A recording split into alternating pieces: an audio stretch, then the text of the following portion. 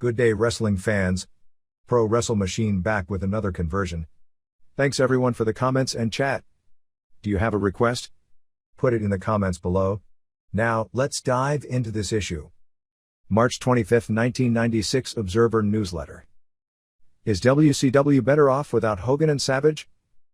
Early indications WWF business is turning around, UFC lineup changes. Tons more. By Observer staff. Plus. Wrestling Observer Newsletter. P.O. Box 1228, Campbell, California 950091228. March 25, 1996. The power of Hulkamania, as in the political power, reared its ugly head once again this past week, causing much discussion within WCW as to whether the company would be better off without Hogan and Randy Savage. Hogan, who has full control of his own programs and is basically the head booker, even though Kevin Sullivan has to handle most of the dirty work, decided, which some believe was due to heavy influencing from Savage, to change the main event at the WCW Uncensored pay-per-view from the 1-on-4 match to a 2-on-8 four-decker cage match with rules that still haven't been fully explained. Hogan released this information to the company in midweek, that he was adding Savage and 4 heels to the main event. Savage's Falls Count Anywhere match with Chris Benoit was already a problem since Benoit was on tour with New Japan. If need be, Benoit could have come back early, as Booker T is going to do for the show. The last big show of the New Japan tour is March 20th in Nagoya, except for a tag tourney on March 26th that Benoit isn't in. However, that was expected to be one of the few matches watchable on a show that seemed to get worse by the day between the changing of the main event and Johnny B. Bad quitting the promotion. Hogan also added 4 oversized heels to the mix, 3 of whom were Tom Tiny Lister, formerly Zeus, for a brief but memorable run in the WWF, after being lead heel in Hogan's first movie, Jeep Swenson, a Southern California Gold's Gym type who had both boxed, where he was once knocked out by a guy skinnier than Greg Gagne, and wrestled poorly. Owen Muscle Mags claims to have the largest muscular arms in the world, and one-man gang.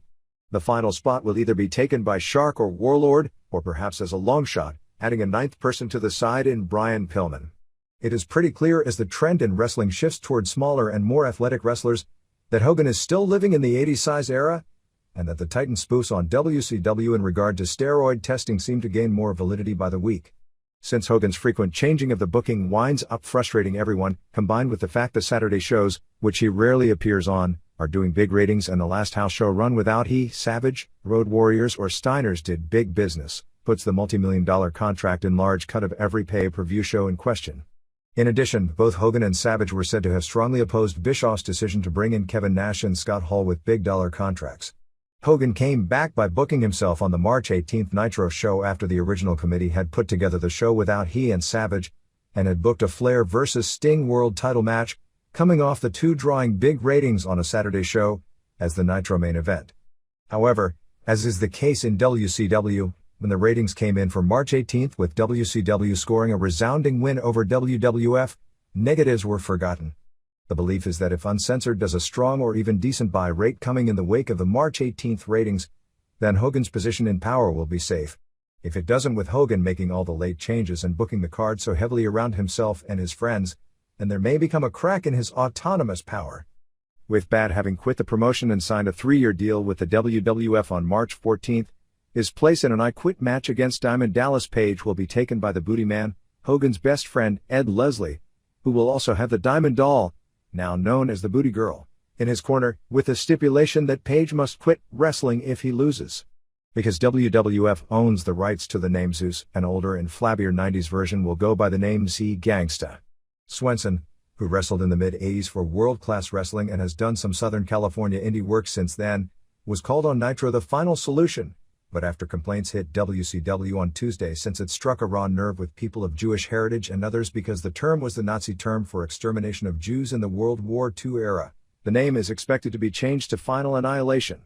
In addition, after apparently not being clued in about Brian Pillman's cameo on the March 11th Nitro from Winston-Salem, and seeing what a big reaction Pillman got from the crowd, Hogan apparently ordered Pillman to return immediately and get involved with him rather than milk the angle as originally planned, as to create a situation that doesn't look like a normal wrestling angle. By being aligned with the main heel group, it meant being on the same side as Kevin Sullivan, which basically ruins all the plans made previously and exposes WCW's long-term planning. What his exact ideas were for Pillman was unclear, but by having Pillman return in this manner kills all the convoluted BS WCW tried to work all its wrestlers with and killed 98% of the impact of Pillman coming back with enough heat behind him to actually make a difference and finally break out of the mid-card pack. The Pillman ship has sailed as far as paying off at the box office from the original most talked about angle in recent times in wrestling, as he was acknowledged as being part of the heel group in an Arnold Anderson interview on Nitro, although by the time the closing heel interview had taken place, Pillman had done the David Copperfield and disappeared. This killed the gimmick that he was no longer with the promotion, that the promotion went to such laughable measures to uphold before Hogan or someone else simply decided to have it dropped. Speaking of Pillman, he officially quit ECW just hours earlier after a 4 a.m. phone conversation with Paul Heyman and another with Steve Carl, with the two sides disagreeing regarding payment for the production of a commercial for Pillman's newly created 900 line. Pillman claimed that was part of his agreement to go to ECW, while ECW presented him with a $7,600 bill for production. The heat between the two sides turned out to be really bad over that and other aspects of each's ideas on how he would be used, with Pillman vowing that under no circumstances would he ever work for ECW again and feeling working the style that gets over to those fans posed an unacceptable injury risk, although by the next day the situation may have changed again as far as him perhaps doing videos for the television show but not as far as doing a match. Pillman is said to have some sort of obligations to WCW through April 17th, and reports are that the two sides are far apart, as in a $225,000 offer and a $500,000 asking price, in regard to a new contract. Pillman, Lister and Swenson all showed up at the end of the Hogan and Savage vs. Ric Flair and Sullivan match on the March 18th Nitro from Chattanooga, with Pillman attacking both Hogan and Savage but also at one point going after Sullivan, while Lister and Swenson showed up in the ring and Hogan and Savage backed off to sell their immense size. Savage reportedly received a black eye from Pillman. The Bret Hart and Undertaker vs. Shawn Michaels and Diesel match on March 17th drew the first sellout at Madison Square Garden for a non-pay-per-view event so many years nobody can remember the last one, along with setting an all-time record house show gate. While MSG has sold out during the 1990s for the 1991 SummerSlam event and the 1993 WrestleMania, it hadn't done so for a regular house show dating back probably to the mid-1980s, which even includes a Hulk Hogan vs. Ric Flair match during Thanksgiving weekend of 1991, which drew about 15,000 paid. As was teased on Raw the previous Monday, Diesel ended up turning heel on Michaels after the match to set up a cage match between the two, most likely for the WWF title, on the Return MSG show on May 19th, which goes head-to-head with the WCW Slamboree pay-per-view event from Baton Rouge, Louisiana, with a Battle Bowl theme, a series of supposed blind draw tag team matches.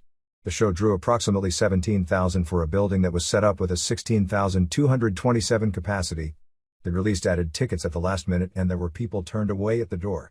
Actual paid was 14,824 with a gate of $299,596. Because ticket prices in MSG have risen in recent years, the gate itself was an all-time record for a regular house show event, even though there have been numerous shows, in fact hundreds, at MSG over the decades, that have had a higher paid attendance, as there was a lengthy period where pro wrestling shows at MSG were automatic sellouts with a larger 20,225 seat configuration, such as during the heyday of the likes of Argentina Rocca, Bruno Sammartino, Pedro Morales and even Bob Backlund. The main event, which went on fifth during a 9-match show, saw Doak Hendricks brought in as a guest ring announcer, with all 4 participants receiving cheers. Undertaker, introduced last, got the loudest reaction, and Diesel, because of the teased heel turn, got some boos. The match started with Undertaker and Diesel brawling to the back, leaving Hart and Michaels in together for the first 6 minutes, with Bret mainly in control. Undertaker came back about a minute later, making it a 2-on-1 match. About a minute later, Diesel returned, Undertaker jumped out after him and they brawled to the dressing room for a second time. So it was back as a singles match until the 14-minute mark, when Undertaker came back again, this time from the other side of the arena. After Undertaker tagged in, Diesel came out and pulled Hart off the apron and attacked him, while Undertaker and Michaels didn't notice as they were wrestling each other. Undertaker had Michaels in position for a tombstone when Diesel ran into the ring with a chair and hit both Undertaker and Hart, and a DQ finish was called. Diesel then used the chair on Michaels, and Undertaker turned around and chased him to the back again while Michaels was helped to the back. Diesel was heavily booed doing the turn, which aired the next night on Raw. Told overall, this was a great main event match because of all the twists and turns. The other wrestling highlight of the show was a 4-stars match with Goldust retaining the IC title, pinning Savio Vega. Vega actually scored the pin and was announced as the new champion, but Marlena after the pin put Goldust's leg on the ropes. When the ref saw it, he restarted the match. While this was all going on, Goldust was handed the belt and behind the ref's back he hit Vega with it for the pin. Matches announced for the May 19th show were Michaels vs. Diesel in a cage match, Davey Boy Smith vs. Ahmed Johnson, Ultimate Warrior vs. Owen Hart, Vader vs. Yokozuna, and Goldust vs. Razor Ramon for the IC title. It appears from the lineup that the rumors of Bret Hart taking a lengthy vacation after the Germany tour may be true. Ramon, who hated the Goldust gimmick and working with him, will be punished on the way out, having to do jobs for him before his contractual obligations expire. No doubt the Diesel full-fledged turn was done because of his departure, scheduled for June 6, in order to give Michaels a series of cage match wins over him to get him over as the new big star on the way out. The biggest reactions in the announcement of the next show were to Warrior and Vader. In other results of the Sunday matinee show, Aldo Montoya pinned Isaac Yankem with a roll-up, Justin Bradshaw pinned Avatar, Al Leif Cassidy Snow Sarvin. After a Stan Hansen lariat, the Godwins beat the Bodydonnas when Pig pinned Skip. Steve Austin pinned Barry Horowitz in a match with no heat. Then after the main event, Hunter Hearst Helmsley pinned Duke Drosy in a no DQ match that went way too long and had little heat using the pedigree on a trash can lid. Goldust pinned Vega. Ahmed Johnson pinned 1-2-3 Kid with the Pearl River Plunge, and the finale, with George Steele handcuffed to Jim Cornette, saw Jake Roberts and Yokozuna over Owen Hart and Davey Boy Smith when Steele hit Hart with the tennis racket. Roberts gave him a DDT and Yokozuna squashed him for the pin. There have been lineup changes both for the May 17th UFC pay-per-view show and on what will air on the April 13th Pancrase pay-per-view show. The UFC show from Cobo Arena in Detroit will be a 6-match lineup consisting of Ken Shamrock vs. Dan Severn for the Superfight Championship, Marco Waz vs. Don Fry, David Beneteau vs. Gary Goodridge, Koji Kiao vs. Mark Hall, Amari Biddy vs. Joe Charles, and Cal Worsham vs. Zane Frazier. The lineup is minus Oleg Toktarov and Tank Abbott, who were originally slated to appear due to a business deal for the former and a suspension for the latter. Toktarov was pulled from the card by Semaphore Entertainment Group, which instead booked him for the Pancrase show on the night before, May 16th at Tokyo Budokan Hall, which will also air on pay-per-view on a tape-delayed basis by Semaphore Entertainment Group. The Pancrase show is at this point considered to be that company's biggest show of 1996, with the long-awaited Frank Shamrock vs. Boss Rutan King of Pancrase match in the main event. With Pancrase's biggest star, Ken Shamrock, unavailable because of the Severn match and because it will be a pay-per-view in the United States, Semaphore Entertainment Group and Pancrase worked out a deal to send Toktarov to Pancrase to make his pro wrestling debut on the show. Pancrase had been interested in using Toktarov for months, and Shamrock had actually booked Toktarov into Pancrase last November, but it was cancelled because of a combination of not coming to money terms and because Toktarov by that time was in training for the Ultimate show. In addition, this would put a well-known name to UFC fans on the second Pancrase pay-per-view event, which would help in getting Pancrase over to UFC fans with cross-promotion. Abbott was pulled from the Detroit show, where he was originally to face Beneteau third from the top, because he has been suspended indefinitely by the UFC for a series of incidents that took place in Puerto Rico. Among the incidents we've heard about include getting into a fight while the pay-per-view show was in progress in front of the audience with Brazilian Jiu-Jitsu expert Alan Goes, who was there as the corner man for Jose Moreira. In addition, we've heard reports of a nasty verbal altercation that may have included threats between Abbott and Elaine McCarthy, who handles a lot of backstage work for UFC, including many travel and fan club package arrangements, and is the wife of referee John McCarthy. Abbott, featured in the current Esquire magazine, appeared to have been the most popular fighter to the live crowd at the most recent pay-per-view events, even though he lacks martial arts or wrestling credentials, and has created the illusion of being an unskilled bar-fighting thug, although actually he has some strong wrestling training, although not in the league of a Severn. The show at Cobo Arena in Detroit has already sold more than 6,500 tickets, and that's before any local publicity has started.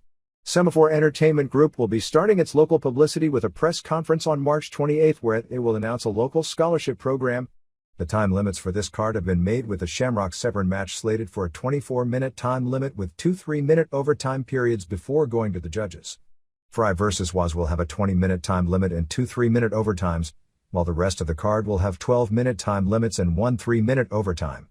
The fighters added to this card since our last report are Goodridge, who was the runner-up in the tournament on the most recent pay-per-view show, Frazier, a kickboxer who recently competed in Vale Tudo in Japan and scored a 30-seconds knockout of pro wrestler Kendo Nagasaki, and was in the very first UFC event, losing in the first round to Kevin Rozier, and Worsham, a Taekwondo fighter who was in UFC Vi in Casper, Wyoming and lost in the first round to Paul Verlins. The time limits are determined by figuring out how much is the maximum amount of fighting time possible in a 3-hour pay-per-view. With ring introductions, etc. should every match go the time limit in a worst-case scenario because Semaphore Entertainment Group has been burned in the past twice with shows going overtime. In the initial formats, no features on the fighters or commercials taped before the show are figured in, and they are added as the show goes on when time becomes available when matches finish early.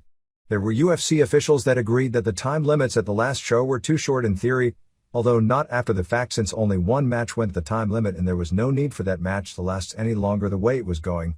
But they have to book time limits based on the idea that every match could go the time limit, no matter how minuscule in reality the odds of that happening are. Semaphore Entertainment Group has also decided not to air the Ken Shamrock vs. Yoshiki Takahashi match that was on the January 28th Pancrase show from Yokohama as part of its April 13th pay-per-view event. The decision was made largely because they've decided to go with Ken Shamrock and Don Wilson at the announcing team, with the two doing the voiceovers in studio this week. It was felt that the most important thing, other than gaining some degree of public curiosity in the first event and offering the low price tag, $9.95, and getting Pancrase over to the UFC fans, is strong announcing to explain the rules and strategies to a novice American audience. And Shamrock would be better positioned as an announcer than a fighter. It would make for a clumsy-looking show to have the announcer in all the prelims and the main event go out and fight in the semifinal.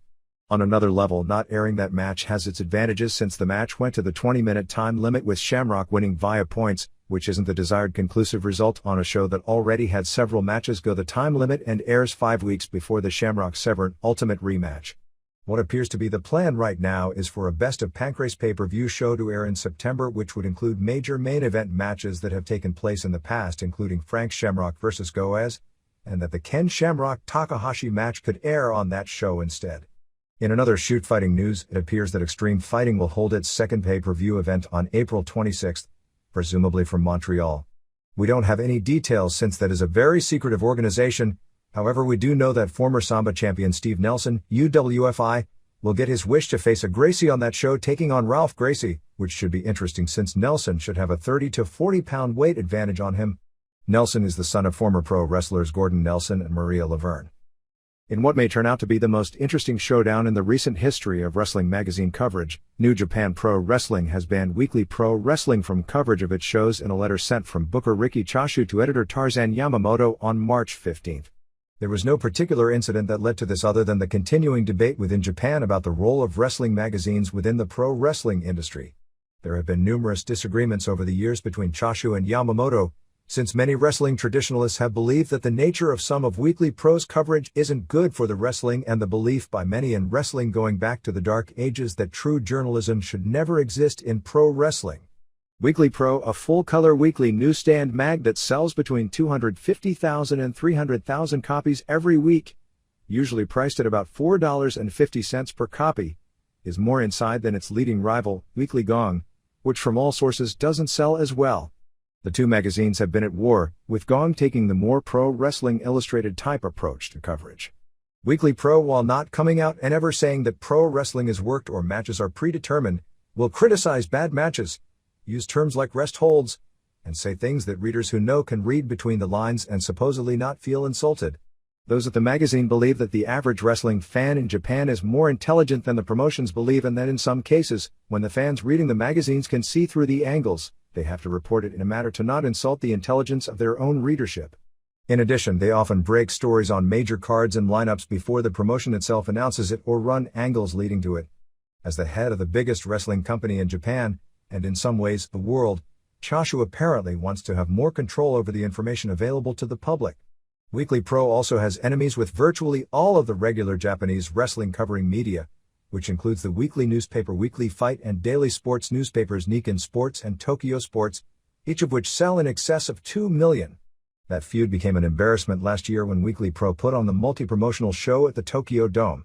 Despite in many ways it being the biggest card in the history of Japanese pro wrestling, with 13 different companies all sending their main event performers, coverage from the newspapers and magazines was less than bare bones in some, totally non-existent in others, other than editorials criticizing of the concept of the show itself. This is not the first time Weekly Pro has been banned from getting press credentials by certain promotions, nor something unique in pro wrestling, but this is the most significant because it involves the probably most powerful wrestling magazine in the world, and arguably the leading promotion in the world, and certainly the most powerful promotion in Japan. The timing of it is just before one of the biggest shows of the year on April 29th at the Tokyo Dome. In 1987, there was a brief period where All Japan did the same thing, claiming the magazines to be biased in favor of rival New Japan. Smaller groups such as the old SWS and War have at times banned Weekly Pro because the magazine wrote critically about what were generally considered poor shows. Magazines in the past, while not being nearly of the quality nor having nearly the power and influence in the US and Mexico as they do in Japan, have been caught in the middle of promotional wars in both countries.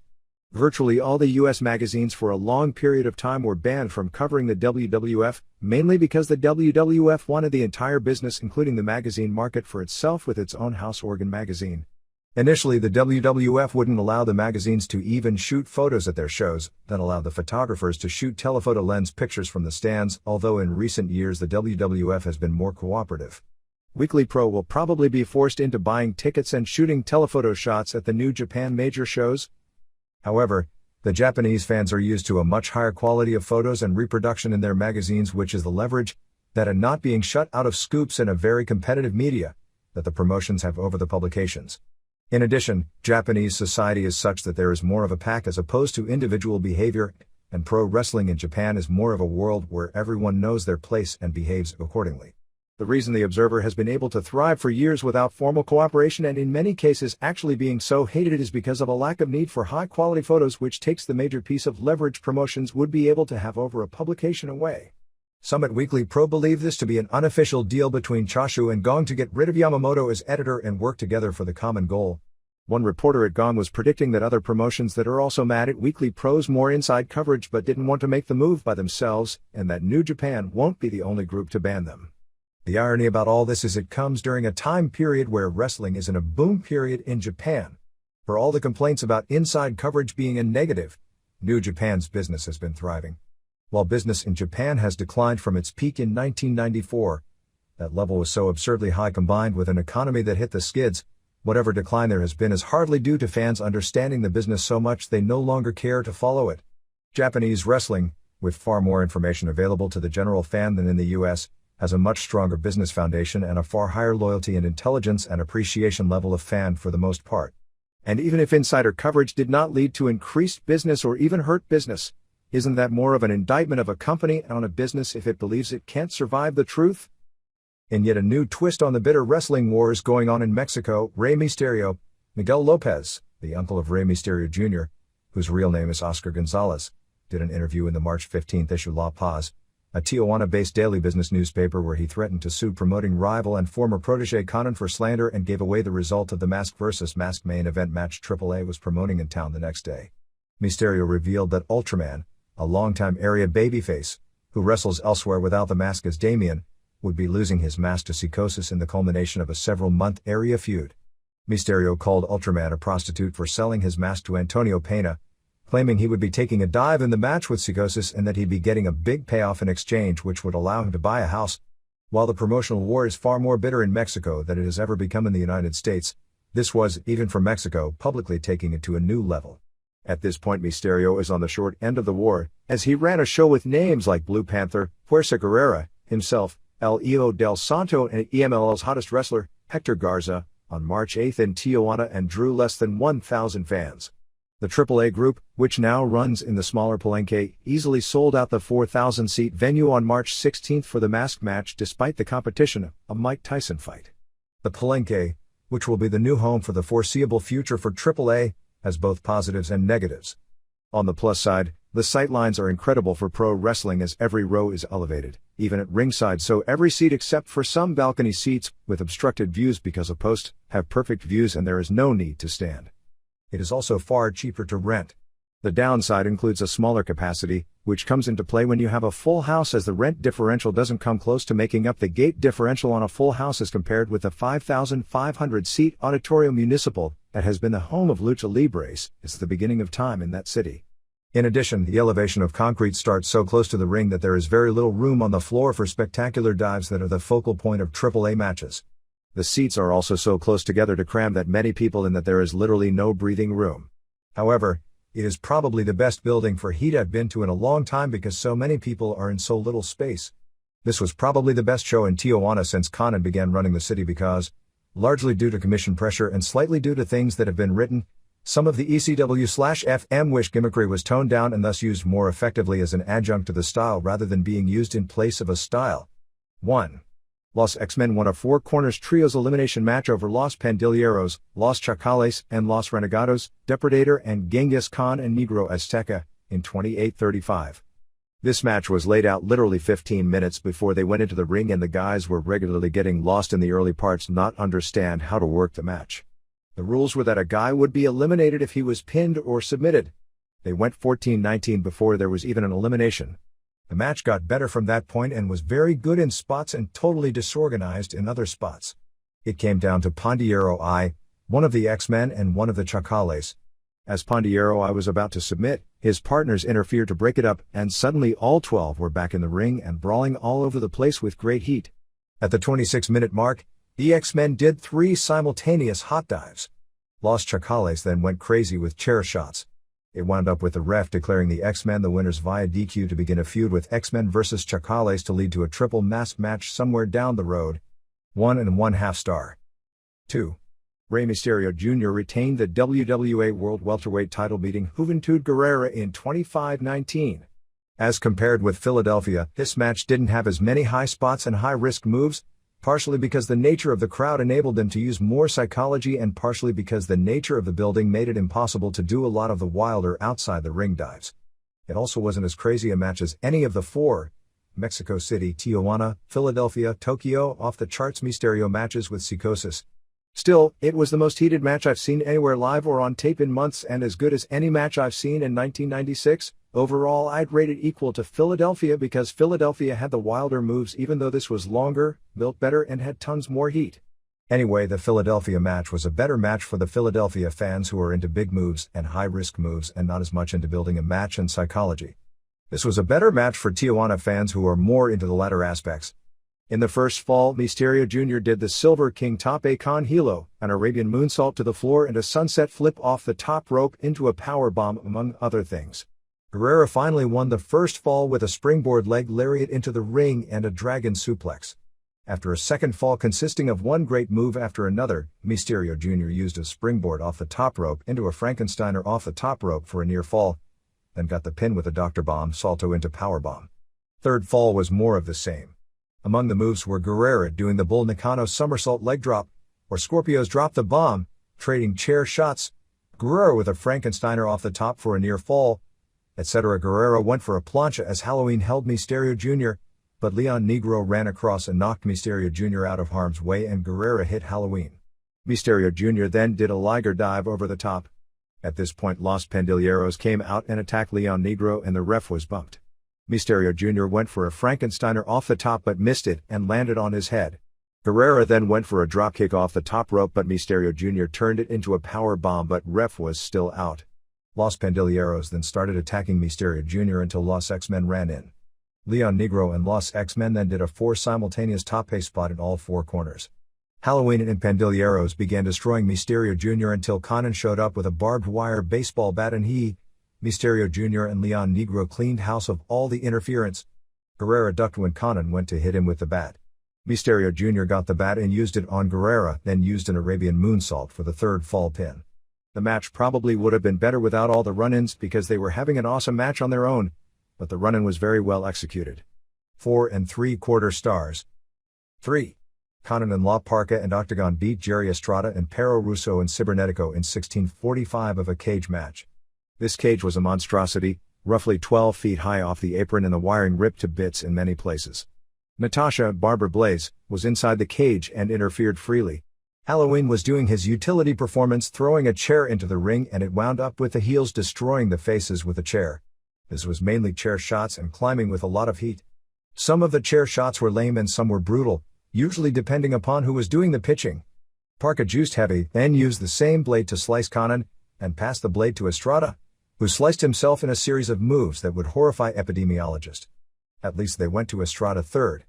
The finish saw the faces get the chairs and basically destroy the heels, climaxing with Parka giving Natasha a DDT on a chair and all 3 faces climbed out to win. Conan got pretty dizzy climbing out, probably from a combination of loss of blood and the height of the cage. 2 stars. 4. Psicosis beat Ultraman via DQ in 26:06 to win the Mask vs. Mask match. Even though it was a 4-match card, because of the length of the previous matches and setting up and taking down the cage, this match didn't even start until 11:15 p.m. not to mention how hard it was to follow the second match. This was an incredible performance by both men, far better than the insanity of a match they had in January. I'd say 75% of the fans at least were cheering Psicosis, who was the heel, because most were aware of the newspaper article and believed Psicosis was going to win and that Ultraman had sold out. Psicosis won the first fall with a Frankensteiner off the top rope and the old Terry Funk Texas Cloverleaf submission. It's really a shame none of the Mexican wrestlers know any submission holds. During the second fall, Psicosis bladed after being run into the post and hit with a chair. Then, after missing a charge and having his shoulder hit the post, he bladed his arm. When Psicosis came off the top rope with a dropkick, Ultraman caught him with a power bomb to even it up. In the third fall, Ultraman hit a top A. Then Psicosis went for a top A, but Ultraman picked up a chair and swung it at him as he was coming through. Ultraman wound up juicing after a hard chair shot. After Psicosis delivered an Arabian facebuster, the crowd started chanting Otra, Otra, which basically means do it again, even though Psicosis was the heel. Ultraman came back and got several near falls before Los Pandilleros and Halloween did a run-in attacking Ultraman. This wound up turning the crowd for Ultraman and they chanted for Conan to make the save. Conan showed up with the barbed wire bat and tried to set it on fire, but as usual with these shows, the fire didn't work, so Conan went back and was booed heavily. Conan got the bat on fire backstage and came back out with Mysterio Jr. and they started cleaning house, including Mysterio Jr. doing a Hokuto flip dive onto Los Pandilleros. The heels finally got the advantage on Conan and Mysterio Jr. and Halloween came back with 3 tables. Psicosis put one table on the top turnbuckle and stacked the other 2 up. Halloween lit the bottom table on fire and Lord have mercy, the fire actually worked. Psicosis put Ultraman on the top table and moonsaulted off one table through the 2 others and the fire. I just hope the fact they pulled this stunt off means they've gotten it out of their system. Ultraman still kicked out and then continued to kick out of every big move in the book, including a springboard Frankensteiner off the top rope, an Arabian facebuster off the top, flip dive with a chair under the butt, a low blow, and even a tombstone piledriver, which may make him the first wrestler in Mexico ever to kick out of the most deadly of maneuvers. This was done to show the fans that Ultraman didn't sell out as Mysterio claimed in the newspaper article, even though he had to lose at the end. It pretty well worked because by this time, the audience had totally turned and was supporting him in a major way. After all that, the 2 appeared to trade low blows, with Psicosis doing the first one and Ultraman doing one as he dropped and both laid on the mat selling it. Conan went to the commissioner who stopped the match and, shockingly, told the ref that Ultraman had used a low blow with the idea that Psicosis actually kicked the inside of the thigh. After such a great match that lasted so long, the finish was terrible. It wasn't supposed to be the finish, as the scheduled finish was Psicosis trying a second tombstone and in desperation, Ultraman would use a low blow, but somehow it didn't materialize as planned. Conan, as Booker, felt they had to do a screwjob DQ finish because of Mysterio's statements in the newspaper that everyone had read, so people felt Ultraman was screwed rather than he took a dive or sold out. Ultraman unmasked after the match and the 2 shook hands. 4 1/4 stars. The career of one of the legendary heels of Japanese wrestling, Umanosuke Ueda, is finished after suffering a broken neck which as of this point has left him paralyzed from the waist down in an auto accident coming home from a show on March 15. Ueda, 55, is best known in Japan as the manager and tag team partner of Tiger Jeet Singh as a headliner with both New Japan Pro Wrestling and later All Japan Pro Wrestling, feuding with the likes of Antonio Inoki and Seiji Sakaguchi and later Giant Baba and Jumbo Tsuruta. Ueda, whose real name is Yuji Ueda, Umanosuke roughly translated means horse face, recently came out of yet another retirement to work for the IWA, and was in the final night of the current tour with a March 15 show in Sendai where he faced Keisuke Yamada in a thumbtacks death match, which he won in 5:54. While returning home, at about 2 a.m. his car was hit and smashed by a truck. The driver of the truck died and Ueda was thrown from the car. While his condition was not life-threatening, because of his age and the severity of his injuries, it was immediately reported throughout Japan that there was no chance he would be able to come back to the ring. Ueda was a famous name from the past who was at this point barely mobile in the ring, being used for his name value as a small-time drawing card by a small indie group. During a wrestling career that began on May 4, 1961 when he wrestled Mitsuki Hirai, father of current war wrestler Nobukazu Hirai, for Rikidozen's promotion, Ueda used many different names while often working and living in the U.S. for years in the Pensacola, Florida area, such as Mr. Ito, Professor Ito, and Tengu. He was the first bleached blonde Japanese heel both in Japan and the United States, who made a name for himself in the 70s in bloody feuds with the likes of Rusher Kimura and Mighty Inoue for the old Iway promotion, where at one point he held the World Heavyweight title. He also did a famous grandstand angle in Japan years ago when he ran his own promotion out of Pensacola and made himself World Heavyweight Champion, then went to Japan with the belt and challenged Baba. But Baba ignored the challenge at the time. His big run with New Japan came in the late 70s, where he was Singh's manager and tag team partner at the time. Singh was Inoki's biggest wrestling rival. He and Singh held the old North American tag team titles for New Japan for 5 months in 1977, winning and losing them in matches against Sakaguchi and Shozo Kobayashi. They also beat Sakaguchi and Kobayashi to win New Japan's version of the Asian tag team titles in 1977, which they held until Singh jumped to All Japan in 1981. He later went with Singh to All Japan and was eventually fired and went back to New Japan, where he was fired as well. He made one last run with New Japan around 1986, this time as a babyface partner for Inoki, and had worked indie shows and basically retired and ran a bar in Kumamoto, before returning a few years back for Kendo Nagasaki's Now promotion. His career appeared to be over when that group folded, but was recently brought back by IWA. Major events wrestling calendar March 22 to April 22. March 23 UWFI New Japan Sendai Miyagi Sports Center, Takada and Sano vs. Koshinaka and O'Hara. March 24 WCW Uncensored Pay-Per-View Tupelo, Mississippi Coliseum, Hogan and Savage vs. Flair and Anderson and Sullivan and Luger and Swenson and Lister and Gang and Warlord. March 25 WCW Monday Nitro Tapings Huntsville, Alabama Von Braun Center, Flair vs. Giant. March 25 Rings Niigata, Yamamoto vs. Terriel. March 26 New Japan Tokyo Gymnasium, one-night tag team tournament. March 30 ECW Philadelphia ECW Arena. March 31 WWF WrestleMania 12 Pay-Per-View Anaheim, California Arrowhead Pond, Bret Hart vs. Michaels. March 31 All Japan Nagoya Aichi Gem Misawa vs. Kobashi. March 31 All Japan Women Yokohama Arena, Toyota vs. Kyoko Inoue. April 1 WWF Monday Night Raw taping San Bernardino, California Orange Pavilion. April 1 WCW Monday Nitro tapings Cleveland State University Convocation Center. April 1 All Japan Osaka Furitsu Gym, Misawa vs. Tao. April 2 WWF Superstars taping San Diego Sports Arena. April 3 IWA Nagoya Severn vs. Okano. April 4 All Japan Nagasaki Kawada vs. Hansen. April 7 JWP Yokohama Bunka Gym, Kansai and Takako Inoue vs. Ozaki and Kyoko Inoue. April 7 All Japan Fukuoka Hakata Star Lanes, Kawada vs. Kobashi. April 8 All Japan Hiroshima Sun Plaza Arena, Kawada vs. Williams. April 10 All Japan Kyoto KBS Hall, Kobashi vs. Williams. April 13 Pancrase Pay-Per-View, taped January 28 Yokohama Bunka Gym Suzuki vs. Frank Shamrock. April 13 ECW Queens New York Lost Battalion Hall. April 14 All Japan Sendai Miyagi Sports Center, Misawa vs. Kawada. April 15 WCW Monday Nitro taping Charleston, West Virginia Civic Center. April 19 UWFI New Japan Osaka Furitsu Gym, Takada and vs. Chashu and Sasaki. April 19 War Sapporo Nakajima Sports Center, Tenryu vs. Pogo. April 20 All Japan Tokyo Budokan Hall, Champion Carnival Tournament Finals. April 22 WCW Monday Nitro taping Albany, Georgia Civic Center. Results. March 7 Folkestone, England Hammerlock Wrestling, 300 Doug Williams and Justin Richards and Dustman Dave and Johnny Storm beat Titan and Tyrone Archer and Jackie Paula Jr. and Robbie Thomas. Phil Powers and Gary Steele and Gil Kinnaird and Guy Thunder B. Seek and Destroy and Marvelous Marcus and JCB. Discipline of Darkness B. Alex Shane, Williams B. Powers. March 8 Nesawal Coyote AAA 3000 Sellout, AAA Trios Title Tournament Final, Los Villanos B. Heavy Metal and Latin Lover and CN Caras to win title, Hair vs. Hair, Rocky Santana B. Angel Mortal, Pero Arguello and Conan and Mascara Sagrada Jr. Principe Zafiro, B. Cibernetico and Killer and Pierre Roth Jr. March 8 Marrero, Louisiana, Ultimate Wrestling Federation, 196, Tommy Orndorff B. Punisher, Casey Blaze B. Carolina Kid, Don DiBiase B. Cuban Invader, Robert Gibson B. Micah Ryan.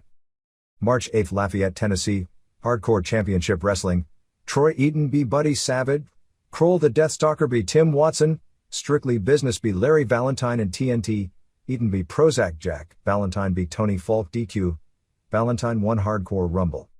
March 9 Sittingbourne, England, Hammerlock Wrestling, 103 Sellout, Guy Thunder NC Mr. Vane, Alex Shane B. Justin Richards, Seek and Destroy B. Gary Steele and Tony Goodfella, Sugar Ray B. Richard Quinton, Phil Powers B. Tyrone Archer, Titan B. Warlock, Andre Baker B. Doug Williams.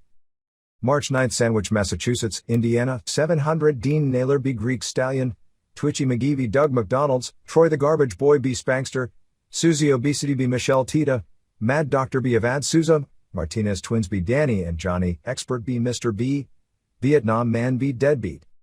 March 9, Maywood, California, AIWA, Armored Saint B. Bloody Maniac, Can Man B. Skull Crusher, Spike Contillo B. Bubba Storm, Peter Maivia Jr. B. Galino, Jack Stud B. Steffenda, Leon.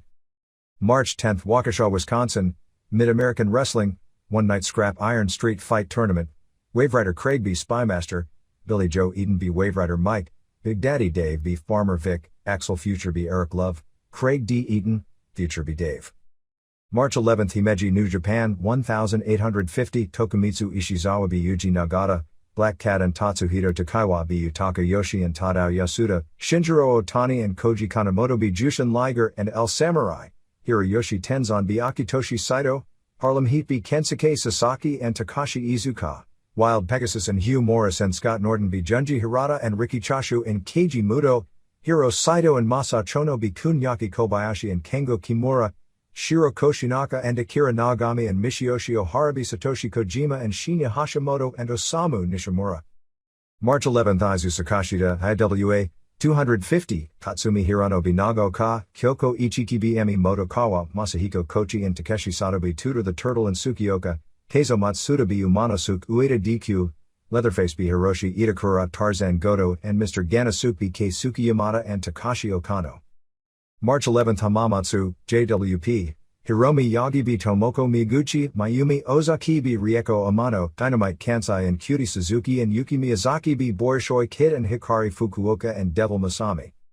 March 12, Tokyo Korakuen Hall, LLPW Keiko Aono B. Toshie Sato, Yasha Kurenai B. Michiko Omukai, Carol Midori and Mikiko Futagami B. Norio Tadano and Mizuki Endo, Saki Hasegawa B. Michiko Nagashima, Hasegawa D. Omukai, Kurula, Harley Saito, and Rumi Kazama B. Shinobu Kandori and Tadano, Eagle Sawai and Gen Yukari and Nagashima B. Chigusa Nagio and Bomber Hikari and Sonoka Kato. March 12, Miyazawa, IWA, Takeshi Sato B. Nagaoka, Kyoko Ichiki B. Emi Motokawa, Tutor the Turtle B. Masahiko Kochi, Katsumi Hirano B. Umanosuke Ueda DQ, Takashi Okano and Keisuke Yamada B. Tsukioka and Hiroshi Itakura, Tarzan Goto and Mr. Ganasuke B. Keizo Matsuda and Leatherface. March 12, Chiryu All Japan Women, Yuka Shinobi Yoshiko Tamura and Misae Watanabe, Yumi Fukawa and Ko Nomi B. Mina Tanayama and Mari Mogami, Shaparita Asari B. Nobu Endo, Manami Toyota and Mariko Yoshida and Reggie Bennett B. Kumiko Makawa and Atsuko Mita and Tashio Yamada, Yumiko Hata and Takako Inoue B. Asia Kong and Tomoko Watanabe. March 13, Dalton, Georgia WCW Saturday Night Tapings, 1,500 sellout / 1,338 paid, non-squash results, Belfast, Bruiser B. David Taylor, Brad Armstrong B. Disco Inferno, Diamond Dallas Page B. Dave Sullivan, Jim Duggan B. Giant Core, Sting B. Kurosawa, Hulk Hogan and Randy Savage B. Barbarian and Shark, Conan B. Alex Wright. March 13, Kanazawa, New Japan 3,750 sellout, Tokumitsu Ishizawa B. Yutaka Yoshi, El Samurai and Tatsuhito Takaiwa B. Shinjiro Otani and Koji Kanemoto, Akitoshi Saito and Kengo Kimura B. Black Cat and Osamu Nishimura, Kensuke Sasaki and Takashi Iizuka B. Akira Nagami and Kunyaki Kobayashi, Junji Hirata B. Hugh Morris, Riki Chashu and Satoshi Kojima B. Shiro Koshinaka and Michiyoshi Ohara, Harlem Heat B. Keiji Muto and Tadao Yasuda, Masa Chono and Hiro Saito and Hiroyoshi Tenzan, Yuji Nagata and Osamu Kido and Kazuo Yamazaki, Scott Norton and Wild Pegasus B. Shinya Hashimoto and Jushin Liger. March 13, Yuzawa, IWA 250 Takeshi Sato B. Nagaoka, Kyoko Ichiki B. Emi Motokawa, Masahiko Kochi B. Tutor the Turtle, Keizo Matsuda B. Umanosuke Ueda DQ, Leatherface and Keisuke Yamada B. Katsumi Hirano and Takashi Okano, Tarzan Goto and Mr. Ganasuke B. Tsukioka and Hiroshi Itakura. March 14, Kyoto, New Japan, 8,500 sellout, Tatsuhito Takaiwa B. Yutaka Yoshi, Black Cat and Osamu Kido and Masa Saito B. Akitoshi Saito and Kengo Kimura and Michiyoshi Ohara, Osamu Nishimura and Kensuke Sasaki B. Harlem Heat, Scott Norton and Hugh Morris B. Keiji Muto and Tadao Yasuda, Hiro Saito and Masa Chonobi Yuji Nagata and Riki Chashu, Kazuo Yamazaki and Takashi Izukabe, Yoshihiro Takayama and Kenichi Yamamoto, Hiroyoshi Tenzan be Satoshi Kojima, 2 of 3 Falls, Jushin Liger and Wild Pegasus and El Samurai and Grand Hamada be Shinjiro Otani and Koji Kanemoto and Tokumitsu Ishizawa and Taka Michinoku 2757, Funyaki Kobayashi and Akira Nagami be Shinya Hashimoto and Junji Hirata. March 14 Hamamatsu Michinoku Pro 1678 sellout, Wellington Wilkins Jr. be Naohiro Hoshikawa, Shoichi Funaki be Masato Yakashiji, Arrow Flash be Yone Jinjin, Shiryu and Pantera be Grand Naniwa and Super Delphin, Tiger Mask and Great Sasuke be Men's Tao and Dick Togo. March 14 Murata IWA 1000 Masahiko Kochi be Nagao Ka, Kyoko Ichiki be Emi Motokawa, Tutor the Turtle be Takeshi Sato, Katsumi Hirano be Umanosuke Ueda DQ, Keisuke Yamada and Keizo Matsuda be Hiroshi Itakura and the Baron, Tarzan Goto and Mr. Ganasuke be Takashi Okano and Leatherface. March 14 Matsuyama, All Japan Women, 2180 Yoshiko Tamura be Mari Mogami, Yumi Fukawa be Ko Nomi, Yuka Shina and Nobu Endo be Misae Watanabe and Yumi Fukawa, Saki Hasegawa and Mariko Yoshida and Manami Toyota be Kumiko Maikawa and Reggie Bennett and Takako Inoue, Tashio Yamada be Shaprita Asari, Yumiko Hata and Tomoko Watanabe be Asia Kong and Atsuko Mita. March 14 Indianapolis, Circle City Wrestling, El Perro be American Kickboxer, The Sarge be Scott Sandlin, Sean V and Flash Flanagan be Vic the Bruiser and Dave the Rave, Sabu be Judge Dredd, Mike Samples be Buck Slaughter, Rip Rogers be Johnny Sledge. March 15 Hartford, Connecticut WWF, 7317, Bob Backlund be 123 Kid, Barry Horowitz be Isaac Yonkem, Hunter Hurst Helmsley be Duke Drosy, Godwins be Body Donas, Steve Austin be Avatar, Justin Bradshaw be Aldo Montoya, George Steele handcuffed to Jim Cornette, Ahmed Johnson and Yokozuna be Owen Hart and Davey Boy Smith, Bret Hart and Undertaker be Shawn Michaels and Diesel.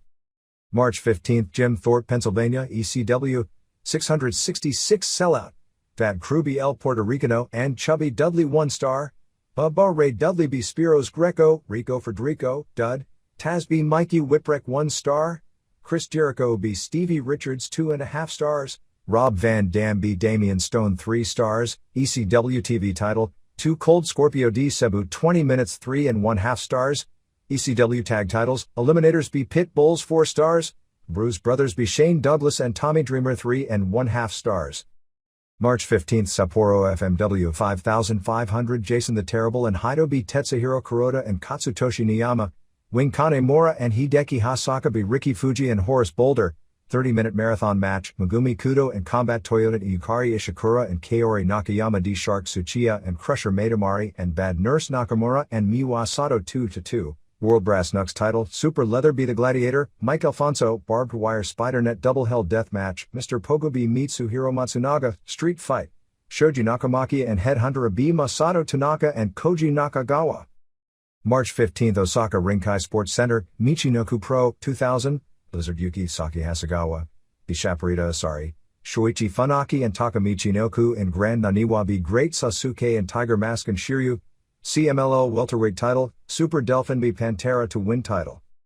March 15 Sendai WA, 1200 Katsumi Hirano be Nagaoka, Kyoko Ichiki be Emi Motokawa, Tutor the Turtle and Keizo Matsuda be Masahiko Kochi and Takeshi Sato, Leatherface be Hiroshi Itakura, Takashi Okano be the Falcon, Thumbtacks Deathmatch, Umanosuke Ueda be Keisuke Yamada, Glass Deathmatch, Tarzan Goto and Mr. Ganasuke be Daiko Kubo Benkei and Great Kabuki. March 15 Hiroshima, All Japan Women, 2320 Yoshiko Tamura be Misae Watanabe, Yuka Shina be Nobu Endo, Mari Mogami and Yumi Fukawa be Ko Nomi and Mina Tanayama, Atsuko Mita and Takako Inoue be Kumiko Makawa and Tashio Yamada, Manami Toyota and Reggie Bennett and Mariko Yoshida be Asia Kong and Yumiko Hata and Tomoko Watanabe.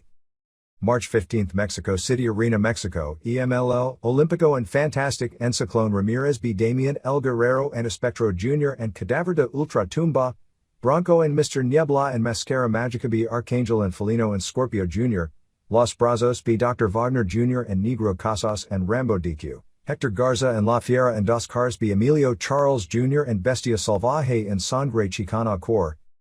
March 15 Compton, California, Lucha Libre Mexicana, 400 Sellout Dama and Mascarada be Pink Butterfly, Sarco and El Sagrado be Impacto and Chemu, Durango Kid and Babe Richard be Poison and Master, Principe Joel be Misterioso, Mil Mascaras and Piloto Suicida and Mercurio be Silver King and El Texano and Loverboy DQ. March 15, Dallas Sportatorium Confederate Wrestling Association, Steve Cox be Treach Phillips Jr., Scott Putski be Mark Schulz, Johnny Mantell be Bill Irwin, Sam Houston and Charlie Norris be Guido Falcone and Rod Price DQ, Devin Michaels and Bo Vegas D. Alex Porto and Sean Summers. CWA title match, Chip the Firebreaker be Chris Adams. March 15, Inman, South Carolina, Pro Wrestling Federation, 100 Billy the Kid be Russian Assassin, Black Angel be Assassin, Baby Huey be Equalizer, Austin Steele and Terry Austin be David Jericho and Chris Hamrick, Italian Stallion be George South DQ, Hamrick won Battle Royal. March 15, Tampa ICWA Death Metal be The Howler, Davey Palmer be Mad Matt, Freight Train Freddy Kerr Jim Magnum, Bounty Hunters Kerr Armed Forces, Buddy Valentine be Billy Mack. March 15, Childersburg, Alabama, Dixieland Championship Wrestling, 150, Brad Cooley be Ranger, Randy Barber be Steve Armstrong, Bad Boys be Mavericks, The Bullet, Bob Armstrong be The Moondog, Scott Armstrong be Alan Martin. March 15, Bedford, Kentucky, Ohio Valley Championship Wrestling, Flash Flanagan be Phantom Sorrow, Sean V be Knuckles Dragon, Vic the Bruiser be Bam Bam D. Karn, Flanagan and B be Medic and Buck Slaughter, Mike Samples be Rip Rogers. March 15, Rossville, Georgia, TWA, Tracy Black be Dragon Master, Risk Taylor be Outpatient, Rick Justice and Chuck Colt be Keith Hart and Sam Colt, Mr. Payne and Ken Arden and New One Man Gang be Michael Collins and Jimmy Sharp and Johnny Blaze. March 16, Landover, MDUS Air Arena WWF, 6,660 Godwins be Body Down as 3/4 of a star, Justin Bradshaw be Avatar 3/4 of a star, 123 Kid be Barry Horowitz 1 1/4 stars, Hunter Hurst Helmsley be Duke Drosy 1 3/4 stars, Ahmed Johnson be Isaac Yonkem 1/2 of 1 star, George Steele handcuffed to Jim Cornette, Jake Roberts and Yokozuna be Owen Hart and Davey Boy Smith -3/4 of a star, IC title, Goldust be Savio Vega 2 3/4 stars, Shawn Michaels be Steve Austin 3 stars, triple threat match, Bret Hart be Undertaker, Bret Hart be Diesel 1 star. March 16, Nanao, New Japan, 2,350, Yuji Nagata be Shinjiro Otani, Tokumitsu Ishizawa be Tatsuhito Takaiwa, Akitoshi Saito and Kunyaki Kobayashi be El Samurai and Jushin Liger, Michiyoshi Ohara and Akira Nagami be Osamu Nishimura and Taiyo Yasuda, Masa Chono and Hiroyoshi Tenzan, P. Harlem Heat, Riki Choshu and Masa Saito be Shiro Koshinaka and Kengo Kimura, Keiji Muto and Satoshi Kojima be Takashi Iizuka and Kazuo Yamazaki, Shinya Hashimoto and Junji Hirata and Kensuke Sasaki be Scott Norton and Hugh Morris and Wild Pegasus. March 16, Glenolden, Pennsylvania, ECW 491 Sellout, Bubba Ray Dudley and Big Dick Dudley be Bad Crew 1 star, Spiros Greco be El Puerto Ricano Dud, Taz be Mikey Whipwreck 1 star, Axel Rotten be Damian Stone 1 1/2 star, ECW tag titles, Eliminators be Pit Bulls 2 1/2 stars, Abu be Mustafa Saeed 1 star, Chris Jericho be Stevie Richards 3 stars, ECW TV title, 2 Cold Scorpio be New Jack 3 stars, Scorpio NC Sabu, Falls Count Anywhere, Bruise Brothers be Shane Douglas and Sandman 4 stars. March 16, Tokyo Ota Ward Gymnasium, Michinoku Pro, 4,800 Sellout, Shoichi Funaki be Naohiro Hoshikawa, Arrow Flash be Masato Yakashiji, Yone Jinjin Wellington Wilkins Jr., Men's Tao and Dick Togo be Pantera and Gran Hamada, Tiger Mask and Shiryu and Great Sasuke be Taka Michinoku and Super Delphin and Grand Naniwa 2650. March 16, Tamakome FMW Koji Nakagawa be Tetsuhiro Kuroda, Combat Toyota be Miwa Sato, Yoshi Kwan, David Ashford Smith aka Chris Champion, be Nanjo, Mach Hayato, Super Leather and Mitsuhiro Matsunaga be Ricky Fuji and Horace Boulder, Bad Nurse Nakamura and Crusher Matamari and Shark Tsuchiya be Megumi Kudo and Yukari Ishikura and Kaori Nakayama, Street Fight, Mr. Pogo and Headhunter be Hido and Jason the Terrible, No Rope Barbed Wire Street Fight Tornado Deathmatch, Katsutoshi Niyama and Masato Tanaka be Hideki Hasaka and Wing Kanemura. March 16, Kitakyushu, All Japan Women, 1,845, Yukashina be Mina Tanayama, Kaoru Ito and Nobu Endo be Yoshiko Tamura and Yumi Fukawa, Asia Kong and Tashio Yamada and Shaparita Asari be Atsuko Mita and Reggie Bennett and Tomoka Watanabe, Takako Inoue be Saki Hasegawa, Mariko Yoshida and Manami Toyota be Yumiko Hata and Kumiko Maekawa. March 16, Indio, California, World Impact Wrestling 714, Outlaw Renegade and Johnny Love be Tercera Dimension and Cincinnati Red, Mikey Adams be Eddie Williams, The Original Clown, Matt Osborne be Lil Haystacks, Wayne Bradley, Virgil be Gary Key, Cheryl Russa DDQ Susan Sexton, Brad Radford be Bobby Bradley, Mil Mascaras be KGB, Silver King and El Texano be Pilato Suicida and Bradley.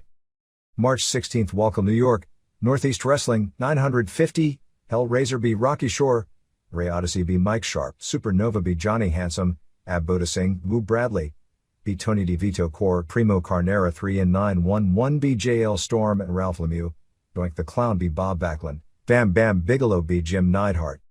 March 16, Durban, South Africa, All-Star Wrestling, Sunny Surf be Fireworks Indra and Dusty Wolf be Leon Venter, Vladimir Koloff be Hammer, Giant Warrior, Butch Masters, DDQ Danny Britz, Alma Singh be Jason the Terrible, Calgary Wrestlers March 16, Salisbury Beach, Massachusetts, Century Wrestling Alliance, Knuckles Nelson be Paul Zine, El Mascarado DDQ Blue Angel, Big City Mike be Dr. Slice, Big Steamboat be Skull, Joel Davis be Slice, Mike be Dungeon Master DQ Mascarado and Vic Steamboat and Zine be Lying Lano Brothers, Don't Blame Me for This One, and Pink Assassin. March 16, Sweetwater, Tennessee, ABWF 76, Mike Mercedes be Dragon Master, Black Terminator be David Young, Paul Jones, Not Original, and Mercedes be Billy Montana and Glamour Boy, Mighty Yankee be Patriot. March 16, Rector, Arkansas 1, 310 Machine and Olympian be Leonard Duns and Rex Harrison, Street Hawk be Rick Stryker, Ripley Prim be Dragon Slayer, Big Daddy Fleetwood be Willie be Charisma, USA Bad Boy be Deja Vu, Regulators NC Spanish Fly and Freezer Thompson. March 16, Bremen, Georgia, Georgia Independent Wrestling Alliance, Lord Humongous be Bill Payne, Mr. Olympia be Mike Cobb, Mark Ash be Kenny Dees, Stephen Scott Armstrong be Rob McBride and Cody Gunn DQ, Bob Armstrong be Nightmare, Ted Allen March 16, Columbia, Tennessee, Mid-South Championship Wrestling, Flash Flanagan be Tracy Smothers, Tony Falk be Barney the Loser, Hickersons be Country Boys, Tony Falk be Hardway Harry, Mike Samples be George Weingeroff. March 16, St. Petersburg, Florida, Southern Championship Wrestling, Jim Magnum D. Stormy Weather, Queen Dominique be La Loca, Lebanese Assassin be Sasquatch, Nuclear Assassin be Merc the Cruiser, Pat Powers be Kevin Catlin, Rick Thames and Sonny TNC Playboys, Freight Train Freddy be Navy SEAL. March 16, Winter Haven, Florida, Florida Wrestling Federation, Doc Laughton be Dave Manson, Freedom Rider be Cliff Anderson, Lightning Connection be Hitman, Slick Willie be Donnie York, Nasty Nina be Molly McShane, Al Hardiman be Cyanide. March 16, Inman, South Carolina, Southern Championship Wrestling, 100 JW Steel be SWAT, Steve Carlton, DQ, Purple Haze be Nightmare DQ, JJ Justice and Freedom Fighter be Wonderful Wayne and Steve Anderson, Jake Mulligan be Johnny Dollar, Steel be Max Miles DQ, Ricky Regal and Mickey Free be Chip and Dale Strip. March 16, Gore, Georgia, North Georgia Wrestling Alliance, Mike Golden D. Nasty Critter, Bubba Humphries be Invader, Kid Ego be Dusty Dotson, Max Steele be Scott Protter, Indian Outlaw and Dino Stone be Ken and John Arden. March 16, Trinity, Alabama, Universal Wrestling Association, John Boyd be Billy the Kid DQ, Dave Mitchell be Greg Bell, Gerald and Stephanie be Tammy Joe and Built Bill, Smooth Operators be Gamblers. March 17, New York Madison Square Garden, WWF, 17,000 sellout / 14,824 paid, Aldo Montoya be Isaac Yankem 2 stars, Justin Bradshaw be Avatar 1 star, Godwins be Bodydonas 2 stars, Steve Austin be Barry Horowitz dud, Bret Hart and Undertaker be Shawn Michaels and Diesel DQ 4.5 stars. Hunter Hearst Helmsley be Duke Drosy -1 star. IC title. Goldust be Savio Vega 4 stars. Ahmed Johnson be 123 Kid 2 stars. George Steele handcuffed to Jim Cornette. Jake Roberts and Yokozuna be Owen Hart and Davey Boy Smith 2 stars. March 17, Amagasaki, New Japan, 5,500 sellout Tatsuhito Takaiwa be Yutaka Yoshi. Akitoshi Saito be Hiro Saito. Michiyoshi Ohara and Tatsutoshi Goto and Kengo Kimura be Tokumitsu Ishizawa and Tadao Yasuda and Osamu Kido. Satoshi Kojima and Takashi Iizuka and Kensuke Sasaki be Akira Nagami and Kunyaki Kobayashi and Shiro Koshinaka. Masa Chono and Hiroyoshi Tenzan B. Yuji Nagata and Kazuo Yamazaki, Osamu Nishimura and Junji Hirata and Shinya Hashimoto B. Harlem Heat and Wild Pegasus, Keiji Muto and Riki Choshu B. Scott Norton and Hugh Morris, UWALT. HWT title Koji Kanemoto B. El Samurai to win title 23-15, IWGP Junior title, Jushin Liger B. Shinjiro Otani 2027. March 17, Tokyo Korakuen Hall, JWP, 1400, Saburo B. Hiromi Sugo, Hikari Fukuoka and Meiko Satomura B. Rieko Amano and Kanako Mototani, Esther Moreno B. Hiromi Yagi, Mayumi Ozaki B. Tomoko Kuzumi, Ozaki B. Sugo, Borishoi Kid B. Ozaki, Dynamite Kansai and Borishoi and Yagi and Yuki Miyazaki B. Cutie Suzuki and Fukuoka and Amano and Tomoko Miyaguchi 2530. March 17, Ueki All Japan Women, 1520 Nobu Endo B. Yoshiko Tamura, Misae Watanabe B. Yumi Fukawa, Shaparita Asari and Kaoru Ito B. Mina Taniyama and Kumiko Maikawa, Takako Inoue and Yumiko Hara B. Saki Hasegawa and Mariko Yoshida, Manami Toyota B. Tomoko Watanabe, Reggie Bennett and Itsuko Mita B. Tashio Yamada and Asia Kong. March 17, Yahaba, Michinoku Pro, 971 Sellout, Takamichinoku and Shoichi Funaki B. Masato Yakashiji and Naohiro Hoshikawa, Wellington Wilkins Jr. DDQ Yone Jinjin, Arrow Flash and Pantera B. Grand Naniwa and Super Delphin, Tiger Mask and Grand Hamada and Great Sasuke B. Shiryu, and Men's Tao and Dick Togo. March 17, Essex, MD, Mid-Eastern Wrestling Federation, Cueball Carmichael B. Loco Uno, Metal Maniac B. Quinn Nash, Dino Casanova B. Mark Schrader, Bob Starr B. Mad Dog O'Malley, Chad Austin B. Steve Corino, Cat Burglar B. Adam Flash, Jimmy Snuka B. Star, Boo Bradley B. Nomad, Darkside B. Bad Crew, Corporal Punishment B. Ricky Blues, Knuckles Sandwich B. Earl the Pearl, Johnny Gunn B. Joe Thunder to win MUF title. March 17, Wild Coast, South Africa All-Star Wrestling, Danny Brits B. Dirty Angel, Prince of Africa B. Doink the Clown, Dusty Wolf, Danny Voges B. Viking Corps, Giant Warrior B. Gama Singh. March 17, Jeffersonville, Tennessee, Ohio Valley Wrestling, Flash Flanagan B. Gary Jones, Sean V. B. Terry Bull, Henry Knuckles B. Doug Basham, Knuckles Dragon B. Bam Bam Desarn, Mike Samples B. Vic the Bruiser, Rip Rogers B. Bill Dundee.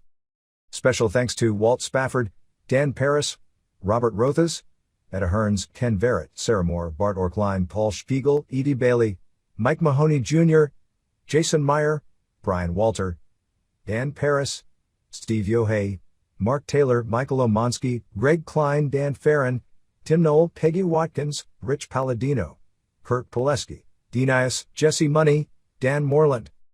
EMLO a pretty slow week with the top two matches on the March 15 Arena Mexico show having Hector Garza and La Fiera and Dos Caras beating Bestia Salvaje and Emilio Charles Jr. and Sangre Chicana via a third fall countout when Garza used his spin plancha outside the ring on Salvaje, and Los Brazos beating Dr. Wagner Jr. and Negro Casas and Rambo via DQ. AAA. Pentagon was still in the hospital as of the weekend from the bad reaction to the combination of pills and alcohol. His actual collapse in the ring aired on television in Mexico on Saturday. He didn't quite look right early and uncharacteristically messed up an early spot with Octagon. Pentagon is one of the most consistent performers in the company. After taking a backdrop, he simply collapsed, and La Parka tried to pick him up just to put him in a chinlock and he was totally dead weight. Naturally it killed the match, pardon the bad pun. Ebola, formerly MS1 Jr., and Ultimo Dragon debuted on the same TV. Dragon was involved in the main event, but looked okay but not as good as expected. Ebola was said to have shown great potential.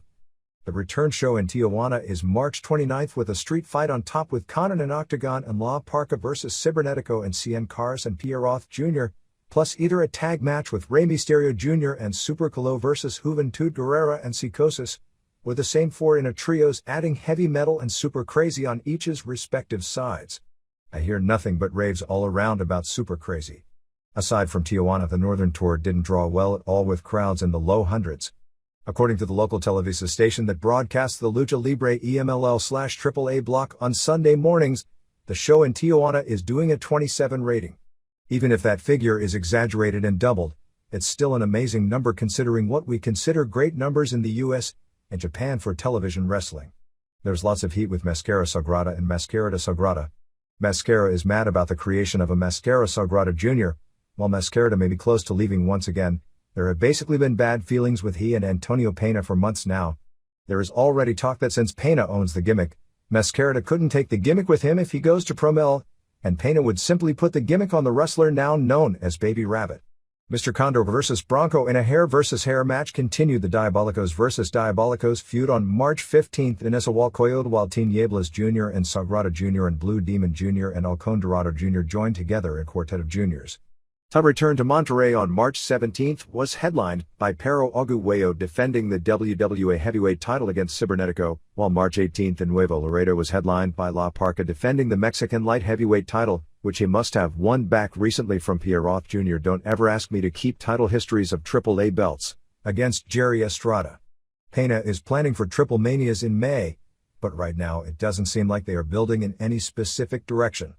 The original climax for this year's Triple Mania was going to be the Octagon vs. Pentagon mask match, but with Pentagon's condition, it may be too late to heat it up to where it'll get maximum bang. All Japan. The Champion Carnival Tour from March 22nd to April 20th is traditionally the second biggest one of the year, but this year's lineup appears to be the strongest in years since Mitsuharu Misawa, Toshiaki Kawada, Gary Albright, Steve Williams, Stan Hansen, Kenta Kobashi and Akira Tao are roughly positioned in a manner in which any of them could conceivably beat any other of them. Plus Johnny Ace and Jun Akiyama may be given at least a draw or an upset win over at least Kobashi during the tour. Anyway, these main event matches will probably be the home video series possible release of the year. Dan Crawford and Doug Furnas were pulled from the tournament because adding them would have made for too many singles matches on every card. Tour opens on March 22nd at Tokyo Korakuen Hall with Tao vs. Kobashi, Hansen vs. Tama and Honda, Akiyama vs. Takao Mori, Misawa and Satoru Asako vs. Kawada and Ryukaku Izumida and Crawford and Furnas and Albright vs. Patriot and Ace and Williams. Other major shows of the tour are March 23rd at Korakuen Hall, Misawa vs. Ace, Patriot vs. Kawada, Williams vs. Akiyama, Albright vs. Honda, Baba and Hansen vs. Crawford and Furnas, Kobashi and Asako vs. Tao and Amori. March 24th in Tota, Misawa vs. Williams, Kobashi vs. Akiyama, Hansen vs. Ace, Amori vs. Patriot, Crawford and Furnas and Albright vs. Tao and Kawada and Honda. March 26th in Suwa, Williams vs. Tao, Albright vs. Patriot, Amori vs. Ace, Crawford and Furnas and Hansen vs. Misawa and Honda and Akiyama, Kawada and Kikuchi vs. Kobashi and Asako. March 29th in Nagaoka, Kawada vs. Albright, Williams vs. Patriot, Honda vs. Ace, Crawford and Furnas and Hansen vs. Akiyama and Kobashi and Misawa. March 31st in Nagoya at Aichi Gem, Misawa vs. Kobashi, Kawada vs. Tao, Akiyama vs. Albright, Honda vs. Williams, Crawford and Furnas and Hansen vs. Ace and Patriot and Monakia Mossman. April 1st in Osaka Furitsu Gem, Misawa vs. Tao, Kobashi vs. Hansen, Albright vs. Williams, Kawada vs. Akiyama, Ace and Patriot vs. Amori and Honda. April 4th in Nagasaki, Kawada vs. Hansen, Misawa vs. Patriot, Tao vs. Honda, Akiyama vs. Ace, Williams and Albright and Mossman vs. Crawford and Furnas and Kobashi. April 7th in Hakata, Kawada vs. Kobashi, Misawa vs. Albright, Williams vs. Ace, Hansen vs. Amori, Crawford and Furnas and Patriot vs. Tao and Honda and Kikuchi. April 8th in Hiroshima, Kawada vs. Williams, Hansen vs. Tao, Misawa vs. Honda, Ace and Patriot and Albright vs. Amori and Akiyama and Kobashi. April 10th in Kyoto, Kobashi vs. Williams, Hansen vs. Albright, Ace vs. Patriot, Tao and Kawada and Ogawa vs. Misawa and Akiyama and Honda. April 13th at Korakuen Hall, Tao vs. Albright, Kobashi vs. Ace, Hansen vs. Williams, Kobashi and Akiyama and Amori vs. Misawa and Honda and Asako. And April 14th in Sendai, Misawa vs. Kawada, Kobashi vs. Albright, Tao vs. Patriot, Williams and Ace vs. Hansen and Furnas. Williams went to Hawaii last week to meet with Baba and do publicity shots building up his return. March 10th TV with Kobashi and Akiyama vs. Tao and Kawada did a 3.8 rating. New Japan. There has been a major emphasis on the junior heavyweights at the two biggest house shows of the week. On March 14th in Kyoto before a sellout 8,500, they had a 2 of 3 fall semi-main which ended up going 2 straight falls and 27-57 with Pegasus and Jushin Liger and El Samurai, 3 of the 4 horsemen, and Gran Hamada beating Shinjiro Otani and Koji Kanemoto and Tokumitsu Ishizawa and Taka Michinoku of Michinoku Pro Wrestling.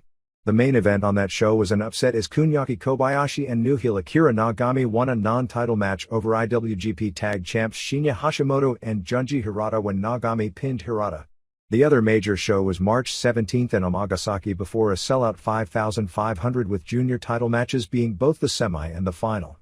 In the semi, Kanemoto won the UWA light heavyweight title pinning Samurai in 23:15 with a dragon suplex. The main event saw Liger retain the IWGP Junior title pinning Otani in 2027 after surviving several dragon suplexes and catching Otani off guard with a palm blow to the chin for a knockout. The latter match was said to have been excellent. With the win, it sets up Liger defending against Great Sasuke at the Tokyo Dome, which should steal the show. Harlem Heat's New Japan debut hasn't gone as well as expected. Since they were building them up for a tag title show on March 20th in Nagoya, the usual protocol is to feed them guys for them to beat along the way. However, reports we've received is that they were obviously not up to snuff, so they've had to do several jobs even though they've got a title match, including losing to Masa Chono and Hiroyoshi Tenzan and Kensuke Sasaki and Osamu Nishimura, although they did get wins over Keiji Muto and Tadao Yasuda and Sasaki and Takashi Iizuka. The remainder of the Tokyo Dome card is expected to be announced this coming week when Seiji Sakaguchi returns from Los Angeles. After the tour ends on March 26, New Japan is running only 2 shows in April gearing up for the Dome. On April 5 at Korakuen Hall they've got Muto and Sasaki vs Chono and Tenzan, Liger and Samurai and Hamada vs Michinoku and Otani and Kanemoto, Hashimoto and Hirata vs Nishimura and Satoshi Kojima, Kobayashi and Nagami and Tatsutoshi Goto vs Riki Chashu and Osamu Kido and Iizuka. March 9 TV show did a 2.0 rating. Other Japan notes. FMW ran a major show on March 15 in Sapporo drawing 5,500. The main reason for the nearly packed house was that it was released in the newspapers that Atsushi Onita would be attending the show and strongly suggested he would be doing a run-in. That in fact did occur in the main event, a street fight match with Headhunter A and Shoji Nakamaki, appearing as a surprise replacement for Hunter B, who will miss this tour because of a knee injury, against Masato Tanaka and Koji Nakagawa. After the match, Mr. Pogo came to ringside and Nakamaki challenged Onita. Onita attacked all 3 with a chair.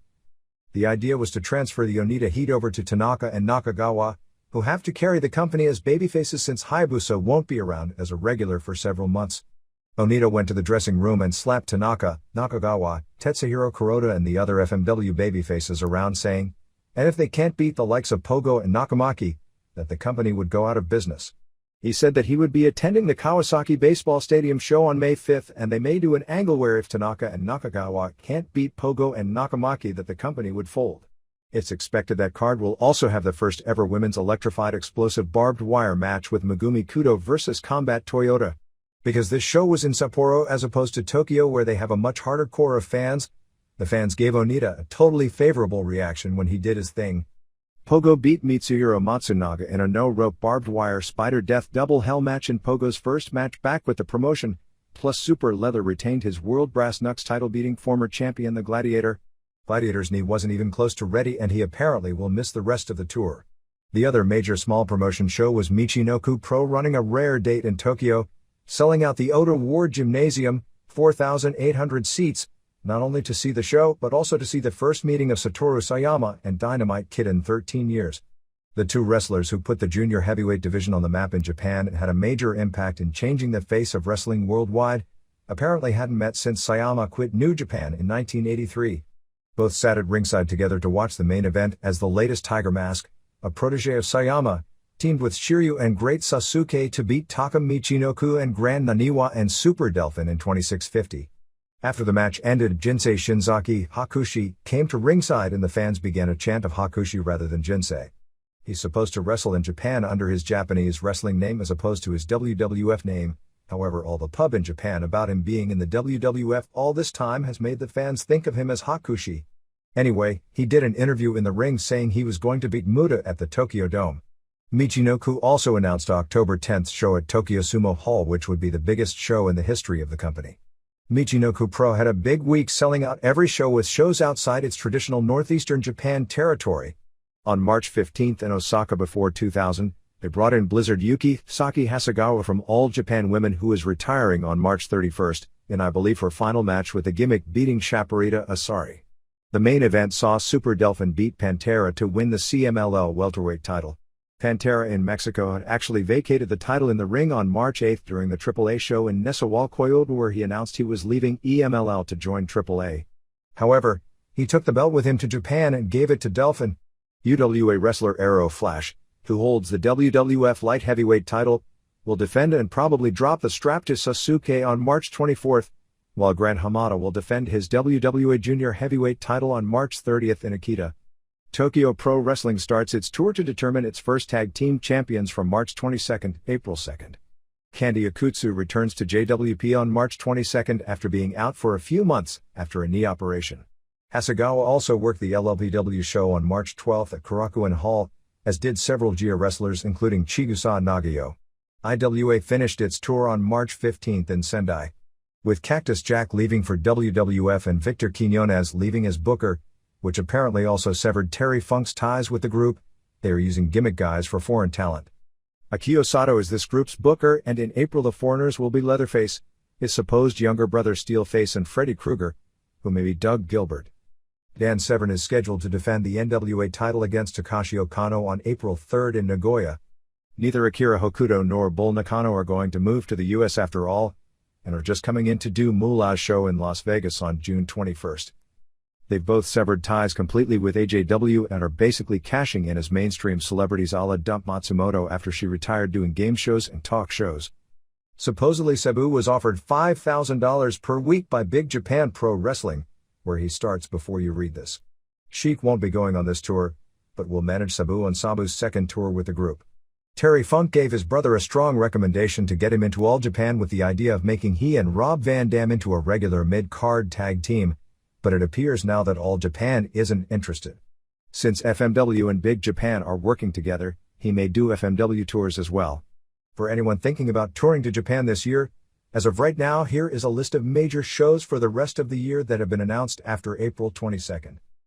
April 29, New Japan Tokyo Dome, May 1 AJW at Korakuen Hall, May 4 AJW at Korakuen Hall, May 5 FMW at Kawasaki Baseball Stadium, May 11 AJW at Yokohama Bunka Gym, May 16 Pancrase at Budokan Hall, May 18 UWFI New Japan at Sapporo Nakajima Sports Center, May 18 All Women's Groups Combined Undercard Girls Show at Tokyo Ota Ward Gym, June 7 All Japan Budokan, June 9 AJW at Korakuen, June 12 New Japan Osaka Furitsu Gym Best of Super Junior Finals, June 17 New Japan Budokan, June 25 Pancrase in Fukuoka, June 30 Rikitosen Memorial Show at Yokohama Arena, July 14 AJW at Korakuen, July 16 through 17 New Japan in Sapporo, July 24 All Japan at Budokan, August 2 through August 6 New Japan G1 Climax at Sumo Hall, August 4 AJW at Korakuen, August 12 through 13 AJW 2 Straight Nights at Budokan, August 16 AJW at Korakuen, August 18 IWA at Kawasaki Baseball Stadium,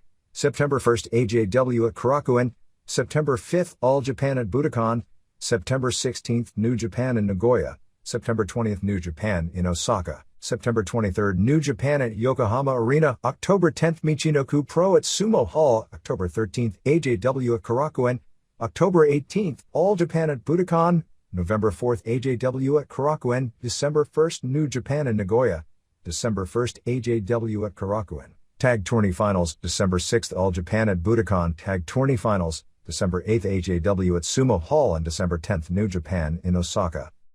USWA. The big news on this week's television was an appearance by Mankind, Cactus Jack, from the WWF, who headlined in challenging Jerry Lawler for the unified title on the March 18 Memphis show. Also debuting on the March 16 television show were the Headbangers.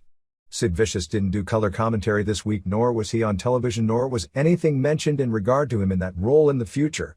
The biggest angle of the week involved Bill Dundee.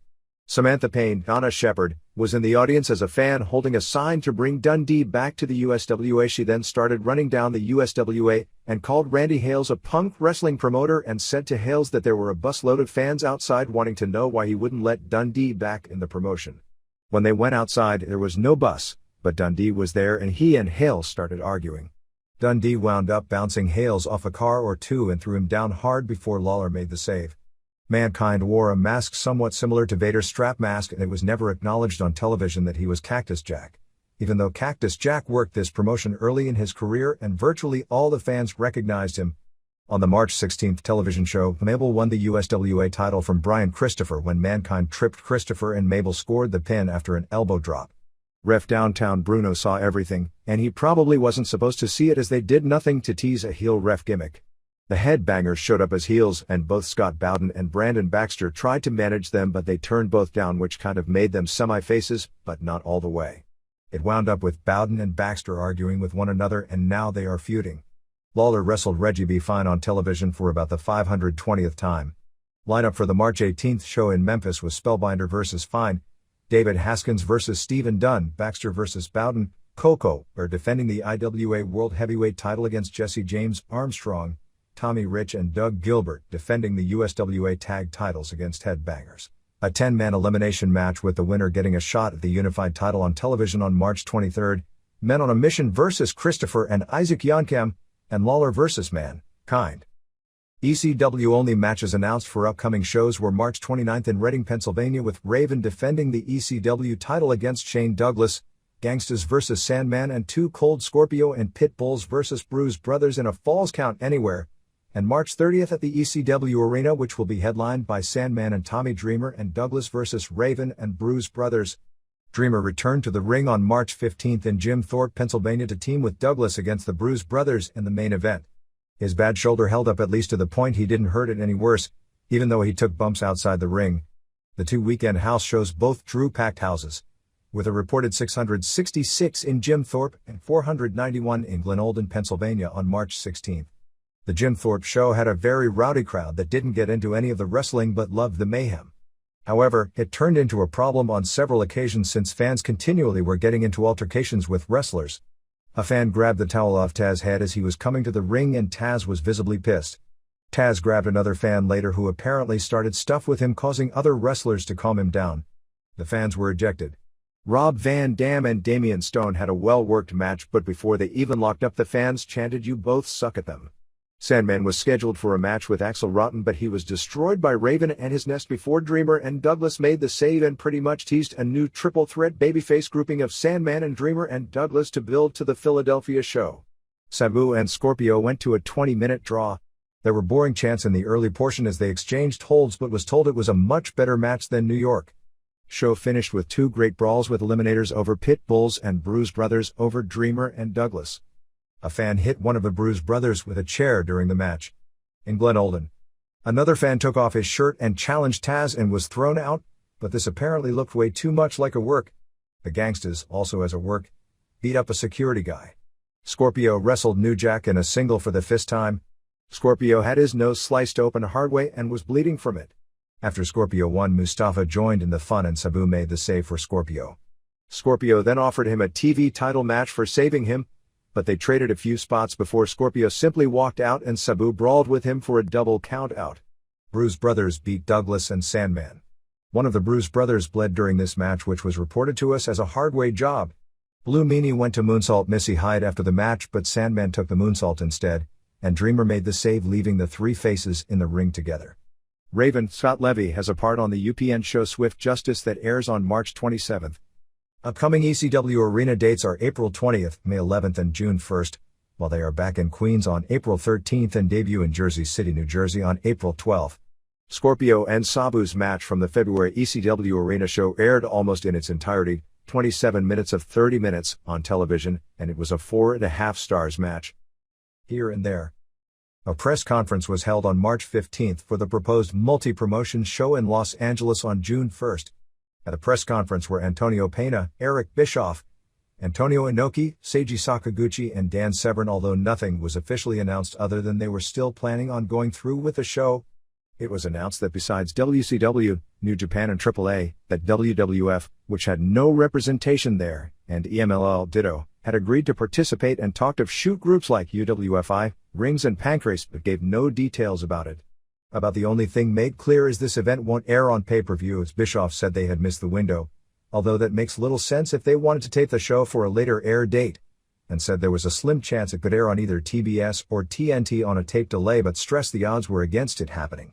All sides talked about not letting the traditional wrestling politics get in the way of this show, yet they did, as the only ones who attended were the triumvirate AAA, New Japan, WCW, that already worked together, and their rivals, WWF, EMLL, didn't attend, and despite Bischoff saying it wouldn't get in the way, I just can't imagine WWF sending its wrestlers to a show that would then appear on either TNT or TBS. If that does happen, then Antonio Inoki is the most powerful man in the wrestling world. Also in attendance were Sonny Wanu from WCW, Carlos Arakelian, AAA promoter in Los Angeles, two New Japan front office types, and Alan Alperstein, AWF, with Wanu and Arakelian doing translation. It was made clear that All Japan wasn't going to be part of this show. Bischoff mainly talked about how he was skeptical about the North Korea shows, but he was amazed to see how pro wrestling could put on such a major event and get hundreds of thousands of people to enjoy it. Bischoff felt the show was coming too soon and felt they needed 9 or 10 months to plan it out to do it right. Inoki, who is apparently the one who stands to lose financially if this doesn't cut it, wanted the show to take place during an Olympic year before the Olympics, and it was kind of talked like they would put this show on as a learning experience and then take the time to do it right next year. Nakata mentioned Sabu, Lionheart, and Terry Funk as possible independent wrestlers on the show. Bischoff and Pena came off as the most interesting, with Pena talking ironically about how pro wrestling in Mexico is seen as the ugly duckling of sports and doesn't have the respect it has in the US or Japan, which I guess shows Pena doesn't know that much about the US. He said AAA has taken wrestling so it's not just a lower class entertainment but something anyone can attend and feel comfortable about going to. Pena admitted that even though they have many problems in their country with their competition and will probably continue to have problems with their competition, maybe this show will smooth the edges and allow both sides to come together for a common good. Japanese photographer Jimmy Suzuki then brought up the Mexican standoff at the La Afición Awards dinner a few weeks back, where guns were pulled out and wrestlers from the rival groups began fighting, and said how Pena was the peacemaker in that situation. Severn was there for a training session with Inoki, which was actually the most interesting aspect of the deal. Inoki showed Severn a lot of submission techniques and maneuvers that don't require as much power to get a foe to tap as Severn is used to exerting. Basically, Inoki never misses a trick, as he's created a storyline that if Severn wins, he'll have the story out that he helped train Severn to beat Shamrock, and it gives Severn a great opening to come into New Japan. New Japan has expressed strong interest in Severn. No matches were announced, but we do know that WCW and New Japan have agreed on Jushin Liger vs. Chris Benoit and Lex Luger vs. Masachono Inter-Promotional Matches. Severn is planning on going into the most intense training of his career for the Shamrock match, but hasn't decided if he'll go back to Arizona, where he trained for Ultimate, or train at home, or even try and do some training in submissions with the likes of a Gene LaBelle, Lou Thesz, or Karl Gotch. Severn believed that if UFC were to actually test for all performance-enhancing drugs, that certain competitors would totally disappear from the playing field, and felt both steroids and uppers were being used by a significant percentage of competitors. He was very convincing in his belief he has a good chance of beating Shamrock, saying he had so many things going on in his personal life when he fought Shamrock the first time that caused him to not be himself, and also expects the fight to be more on the feet with punching and palm blows, as each will try and hurt the other before going for the wrestling takedowns. Providing he isn't injured in the Shamrock match, Severn is planning on going into the Samba Nationals on May 25, a competition he entered and won in 1994. The annual Cauliflower Alley Banquet took place March 16 in Studio City, California, and several reports we received is that it was one of the better banquets in years. Among those honored were Stan Hansen, Bobby Heenan, Art Mellick, Nelson Royal, Larry Zbyszko, who didn't appear but his father-in-law Vern Gagne accepted it for him, Angelo Mosca, Antonio Inoki, Seiji Sakaguchi, Devil Masami, and Chigusa Nagayo. Nagayo was even prompted to do some singing. Dick Destroyer Bayer won the Iron Mike Mazurki Award, which is the group's highest honor. Among others attending included Lou Thesz, Gene LaBelle, Art Boyle Haggerty, Red Bastian, Ray Stevens, Pat Patterson, Gary Albright, Steve Rickard, Ricky Romero, Pepper Gomez, and Ted DiBiase. NWA on March 30 in Yardville, New Jersey, with Tommy Cairo vs. Devon Storm on top. Northeastern Wrestling drew an estimated 950 on March 16 in Walkill, New York, for Bam Bam Bigelow vs. Jim Neidhart and Bob Backlund vs. Doink. Second show is April 27 in Newburgh, New York, with Bigelow vs. King Kong Bundy plus Bushwhackers and Lou Albano. Mike Samples is running his biggest show to date on April 4 at the Fountain Square Theater in Indianapolis, with himself vs. Rip Rogers and Sabu vs. Ian Rotten. Rotten isn't etched in stone as a foe, that's just the working idea at press time, plus an appearance of the Sheik. They'll also be giving awards to area old-timers Bobby Bold Eagle, Jerry Valiant, Guy Mitchell, and Johnny Starr. Tracy Smothers is booked for the group on March 21 and March 28. In an interesting twist of events, Gamo Singh wrestled Jason the Terrible on March 16 in Durban, South Africa. What's interesting about that? The two were testifying just a few weeks ago in the Davey Boy Smith trial, with Singh being a key witness for Smith, and Jason Carl Moffat came forth attempting to damage Smith's chances. Mid-American Wrestling ran a show on March 10 in Waukesha, Wisconsin as a scrap iron street fight tournament in memory of former AWA jobber George Scrap Iron Goldust, who died several years back. Goldust may be best known for the answer to a trivia question as to who is Ric Flair's opponent in his first professional match, back in December of 1972. Greg Price's All-Star Wrestling has its next show on April 19 in Havelock, North Carolina with Ricky Morton and Debbie Combs. After the blow-up where much of the Carolina Championship Wrestling crew quit over Manny Fernandez slapping a manager, promoter Willie Clay has since gotten everyone except Colt Steele and Ricky Nelson to come back. Nelson and Clay had their own differences, and Fernandez's actions probably played little or no part in his leaving. Former co-promoter Tony Hunter, who is staying with the group as a ref but no longer as a promoter, said that Clay shouldn't be held responsible for what Fernandez did, but if Fernandez works for the group again, he expects everyone to quit again. IPWA has a show on April 13 in Alexandria, Virginia at Secret Cove Restaurant with Razor Ramon and Johnny Gunn Build. Severn had a seminar on March 29 at 6:30 p.m. at Qunn's Champion School in Manassas, Virginia. World Impact Wrestling had its first show on March 16 in Indio, California before 714 fans, with Silver King and El Texano beating Piloto Suicida and Bobby Bradley. Plus Mil Mascaras beat KGB and Rad Radford, in his first match back since a life-threatening seizure several weeks back, beat Bradley. Mascaras also worked March 15 in Compton, California. Speaking of Radford, he has a bit part in an upcoming episode of 90,210 as a grunge rocker. Gary Langevin is running a show on April 28 in Newport, Vermont. Tommy Fierro is doing a TV taping for his group at St. Gerard's Church Gym in Paterson, New Jersey on May 4 with Atom Bomb vs. King Kong Bundy and Devon Storm vs. Inferno Kid in a table match. WCW. Monday Nitro from March 18 in Chattanooga before 7,009 fans, 6,008 paying $63,734. Opened with Giant attacking Loch Ness in a pitiful brawl since Loch can't do a thing. Then Lex Luger sauntered by, got in the ring, they rang the bell. Loch didn't enter the ring and Lex was ruled the winner via count out and celebrated like he just won the biggest match of his career. Luger and Jimmy Hart have been tremendous of late, not as far as wrestling but as far as characters. And a few weeks back I'd have never believed that was possible. Hogan and Savage did an incoherent interview to build up the pay-per-view. Eric Bischoff made a reference during the show to the World Whining Federation and mentioned that an Olympian would be joining WCW soon. Former bobsled medalist Chip Minton. Steiners beat Public Enemy in 6:44 when Rick Bulldog Grunge off the top rope in a match better than expected, 2 1/4 stars. Booty Man pinned Arnold Anderson after a knee to the head in 5:42. Arn looked twice the size of Ed Leslie. Don't know if Leslie shrunk or Arn has expanded. Well, I know Arn has expanded, but it was amazing to see them side by side since Leslie is usually a larger person than Arnold anyway. The bout sucked, 1/4 of 1 star. Road Warriors beat Nasty Boys when Animal hit Knobs with his elbow pad for the pin in 8:26. Match was fine early with some good brawling, but all four appeared to blow up and it turned into a mess. Steiners came out and wound up brawling with both teams, creating a three-way feud, 1 1/2 star. Hogan and Savage beat Flair and Sullivan via DQ in 10:19 when Anderson tripped Hogan and then Pillman interfered for the DQ. Zeus and Jeep then came out and they did a post-match interview. Jeep apparently blew up just walking to the ring and wound up in the hospital that night with a very high fever, so is already questionable for the weekend. Liz missed the show with laryngitis.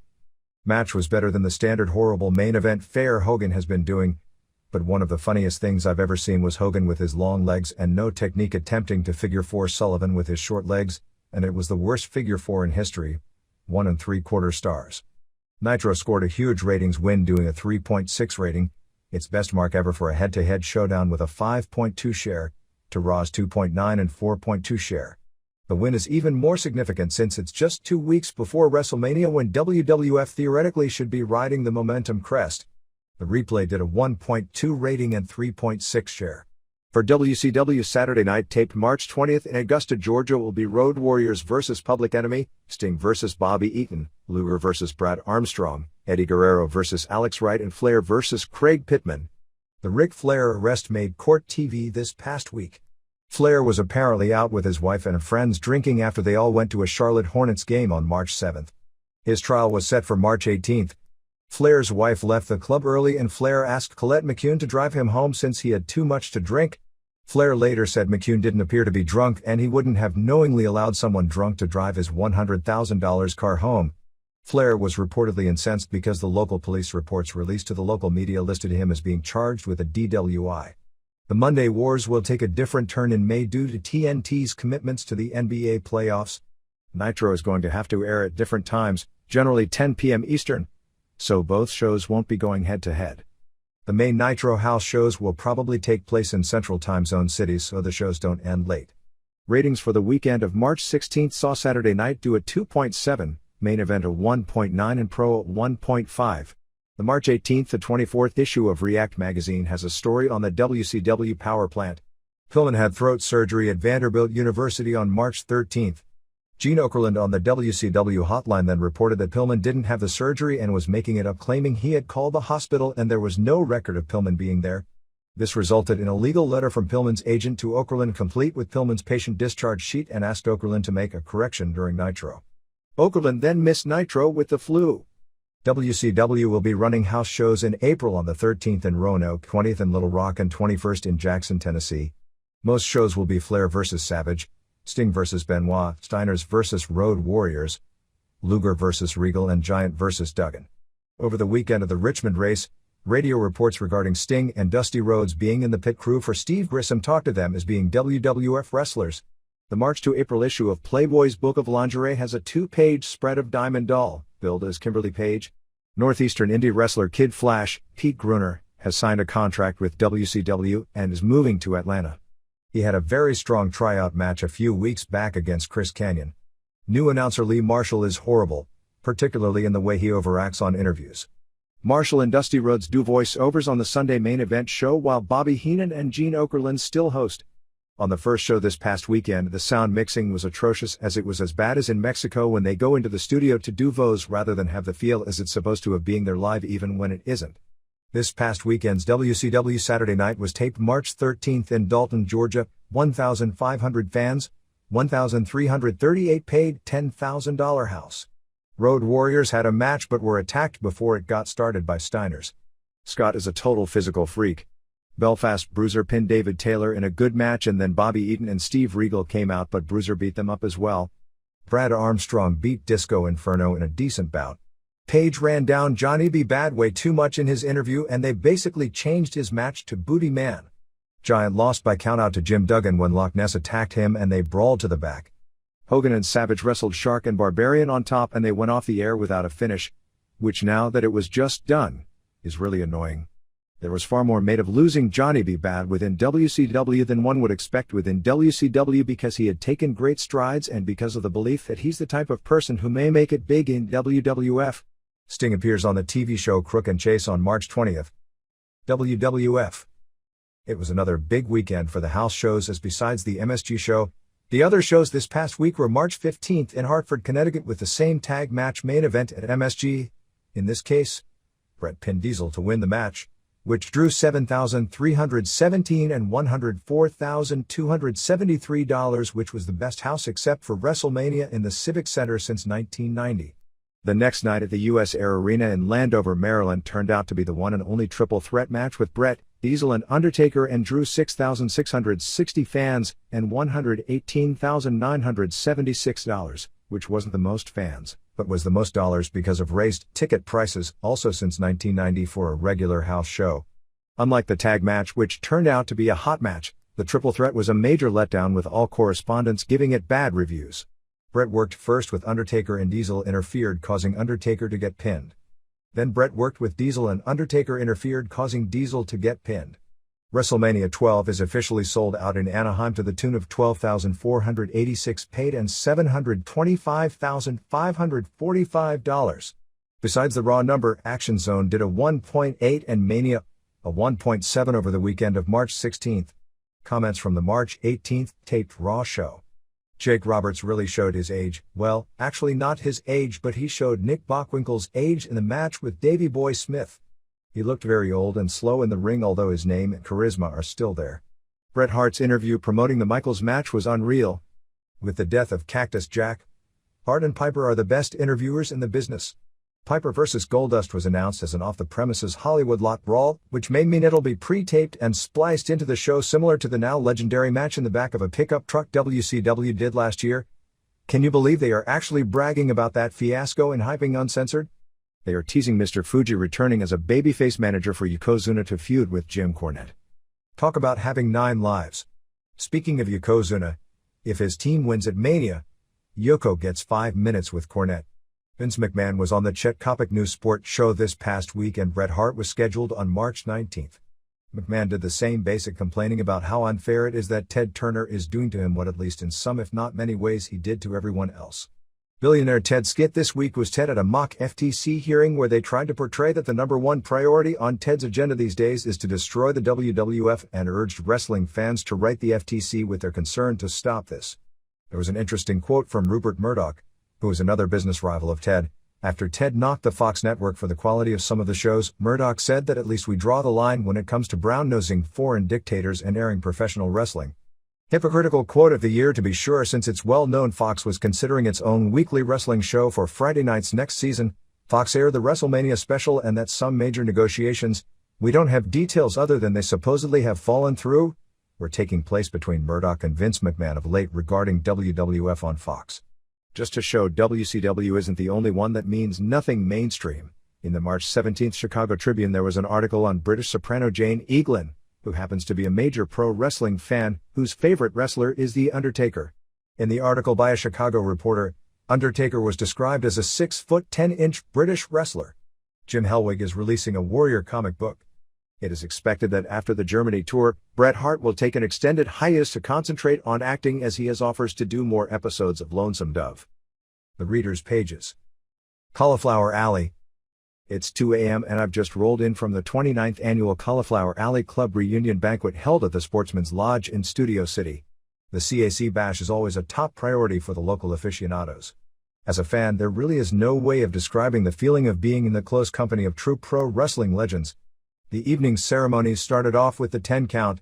Sheldon Goldberg of Matt Marketplace rang the bell 10 times as a tribute to the boxers, wrestlers and CAC actors that passed away within the last year, including Eddie Gilbert, Don Ross, and Jay York. After the boxing honorees were presented with their plaques, it was time to bring up the boys. First off, Lou Thesz, Dick Destroyer Bear, Ray Stern and Tom Drake presented Stan Hansen with his plaque. Hansen was surprisingly soft-spoken compared to his ring persona. He was very grateful for the recognition and thanked Terry Funk for getting him started in wrestling. Next up, the highlight of the evening saw Thesz, Red Bastian and Ray Stevens give Bobby Heenan his award. Heenan worked the crowd with his machine-like tongue. Everyone was in stitches. He told Pepper Gomez to stick another phone book on his seat so he could see him better. Next, Thesz, John Tolos, Billy Darnell and Bob McCune brought up Art Malik. Other wrestling honorees were Nelson Royal, Larry Zbyszko, who no-showed but was represented by Vern Gagne, and Angelo Mosca. International honorees included Chigusa Nagayo, Devil Masami Yoshida, Seiji Sakaguchi, and Antonio Inoki. Chigusa even sang. Steve Nakata also made an appearance and mentioned the Wrestling Peace Festival that is scheduled for June in Los Angeles. The biggest award of the night, the Iron Mike Mazurki Award, went to Bayer. Ted DiBiase was one of the presenters and told a touching story about going to a bar with Bayer. DiBiase said that after they were sated, he noticed there were autographed pictures of pro wrestlers from the past and present plastered all over the walls. After a short while, the bar owner came over to Ted and showed him a picture. It was of his father Mike DiBiase. The owner asked Ted to sign it as well and he put the picture up along with the rest of them. Bayer was truly surprised he was picked for the award. Pat Hode. Los Angeles, California. Wrestling War. To all those who think Vince McMahon is getting what he deserved, yes, he did run over the small promotions. Yes, he did put on shows at the same time as the local promotions. Yes, he used many other cutthroat tactics. Now it is all being done to him and he doesn't like it. Unlike Vern Gagne and Bill Watts and the rest, McMahon is fighting back. How soon we forget that at one time the AWA was the #1 promotion. But Vern rolled over to Vince. Had the other groups united during those days, they probably could have put up a good fight against the WWF. No, because of possibly egos, lack of brain matter and petty squabbling, Vince kept on squashing the smaller promotions one by one. Since McMahon is no Gagne or Watts, he's being laughed at. He's fighting for his life and like all good fighters, is going to take advantage of every trick in the book. Remember, if Vince and the WWF get gobbled up or go under, look at the future of wrestling. Moody Man, Disco Inferno, Hogan leg dropping everyone, and Steve McMichael and his annoying rodent. I say, fight hard, fight dirty, and do whatever it takes to survive. Larry Lasagna. City withheld by request. DM, I consider it as much an attempt to do revisionist history to think Watts simply rolled over and died as it is when people portray the McMahon of 1984 as this poor underdog fighting this terrorizing monopolistic group of millionaire promoters. Watts fought hard until it was evident he was just burning money, and then he tried to expand into new regions, but couldn't carry the debt expanding brought, and was forced to get out. Time Warner can't make any money off World Championship Wrestling. People like Eddie Guerrero and Dean Malenko $150,000 a year deals are for people whose names on a card at this stage don't sell any tickets or pay-per-view buys to justify their money. It would be interesting to know the combined salaries of the wrestlers. It must be astronomical. Pay-per-view buy rates are suffering because of Monday Nitro putting on main events for free. I fear this is just a game and that Ted Turner is in it only to squash the WWF. Once he does it, he'll probably fold up his wrestling company and ride off into the sunset happy man. Lee Mathieson. Reservoir, Victoria, Australia. DM, combined salaries for all the wrestlers is supposedly around $8 million. As for Turner being in this simply to ruin the WWF, and then he'll fold his company, you're being worked by McMahon's storylines big time. McMahon must feel he's fighting for his existence. Everything comes around in wrestling, often many times. The current skits will make it very difficult to bring back Hogan or Savage. Even with the increases in ratings and crowds, the perception is that the WWF is sinking and the wrestlers are leaving. If many more leave for WCW, it'd be too late for McMahon to make the changes necessary in dealing with his employees, such as getting rid of his notoriously bad contracts to save his business. Mike McGuire. Falls Church, Virginia.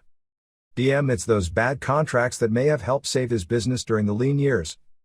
That's it for this issue, wrestling fans. See you next time.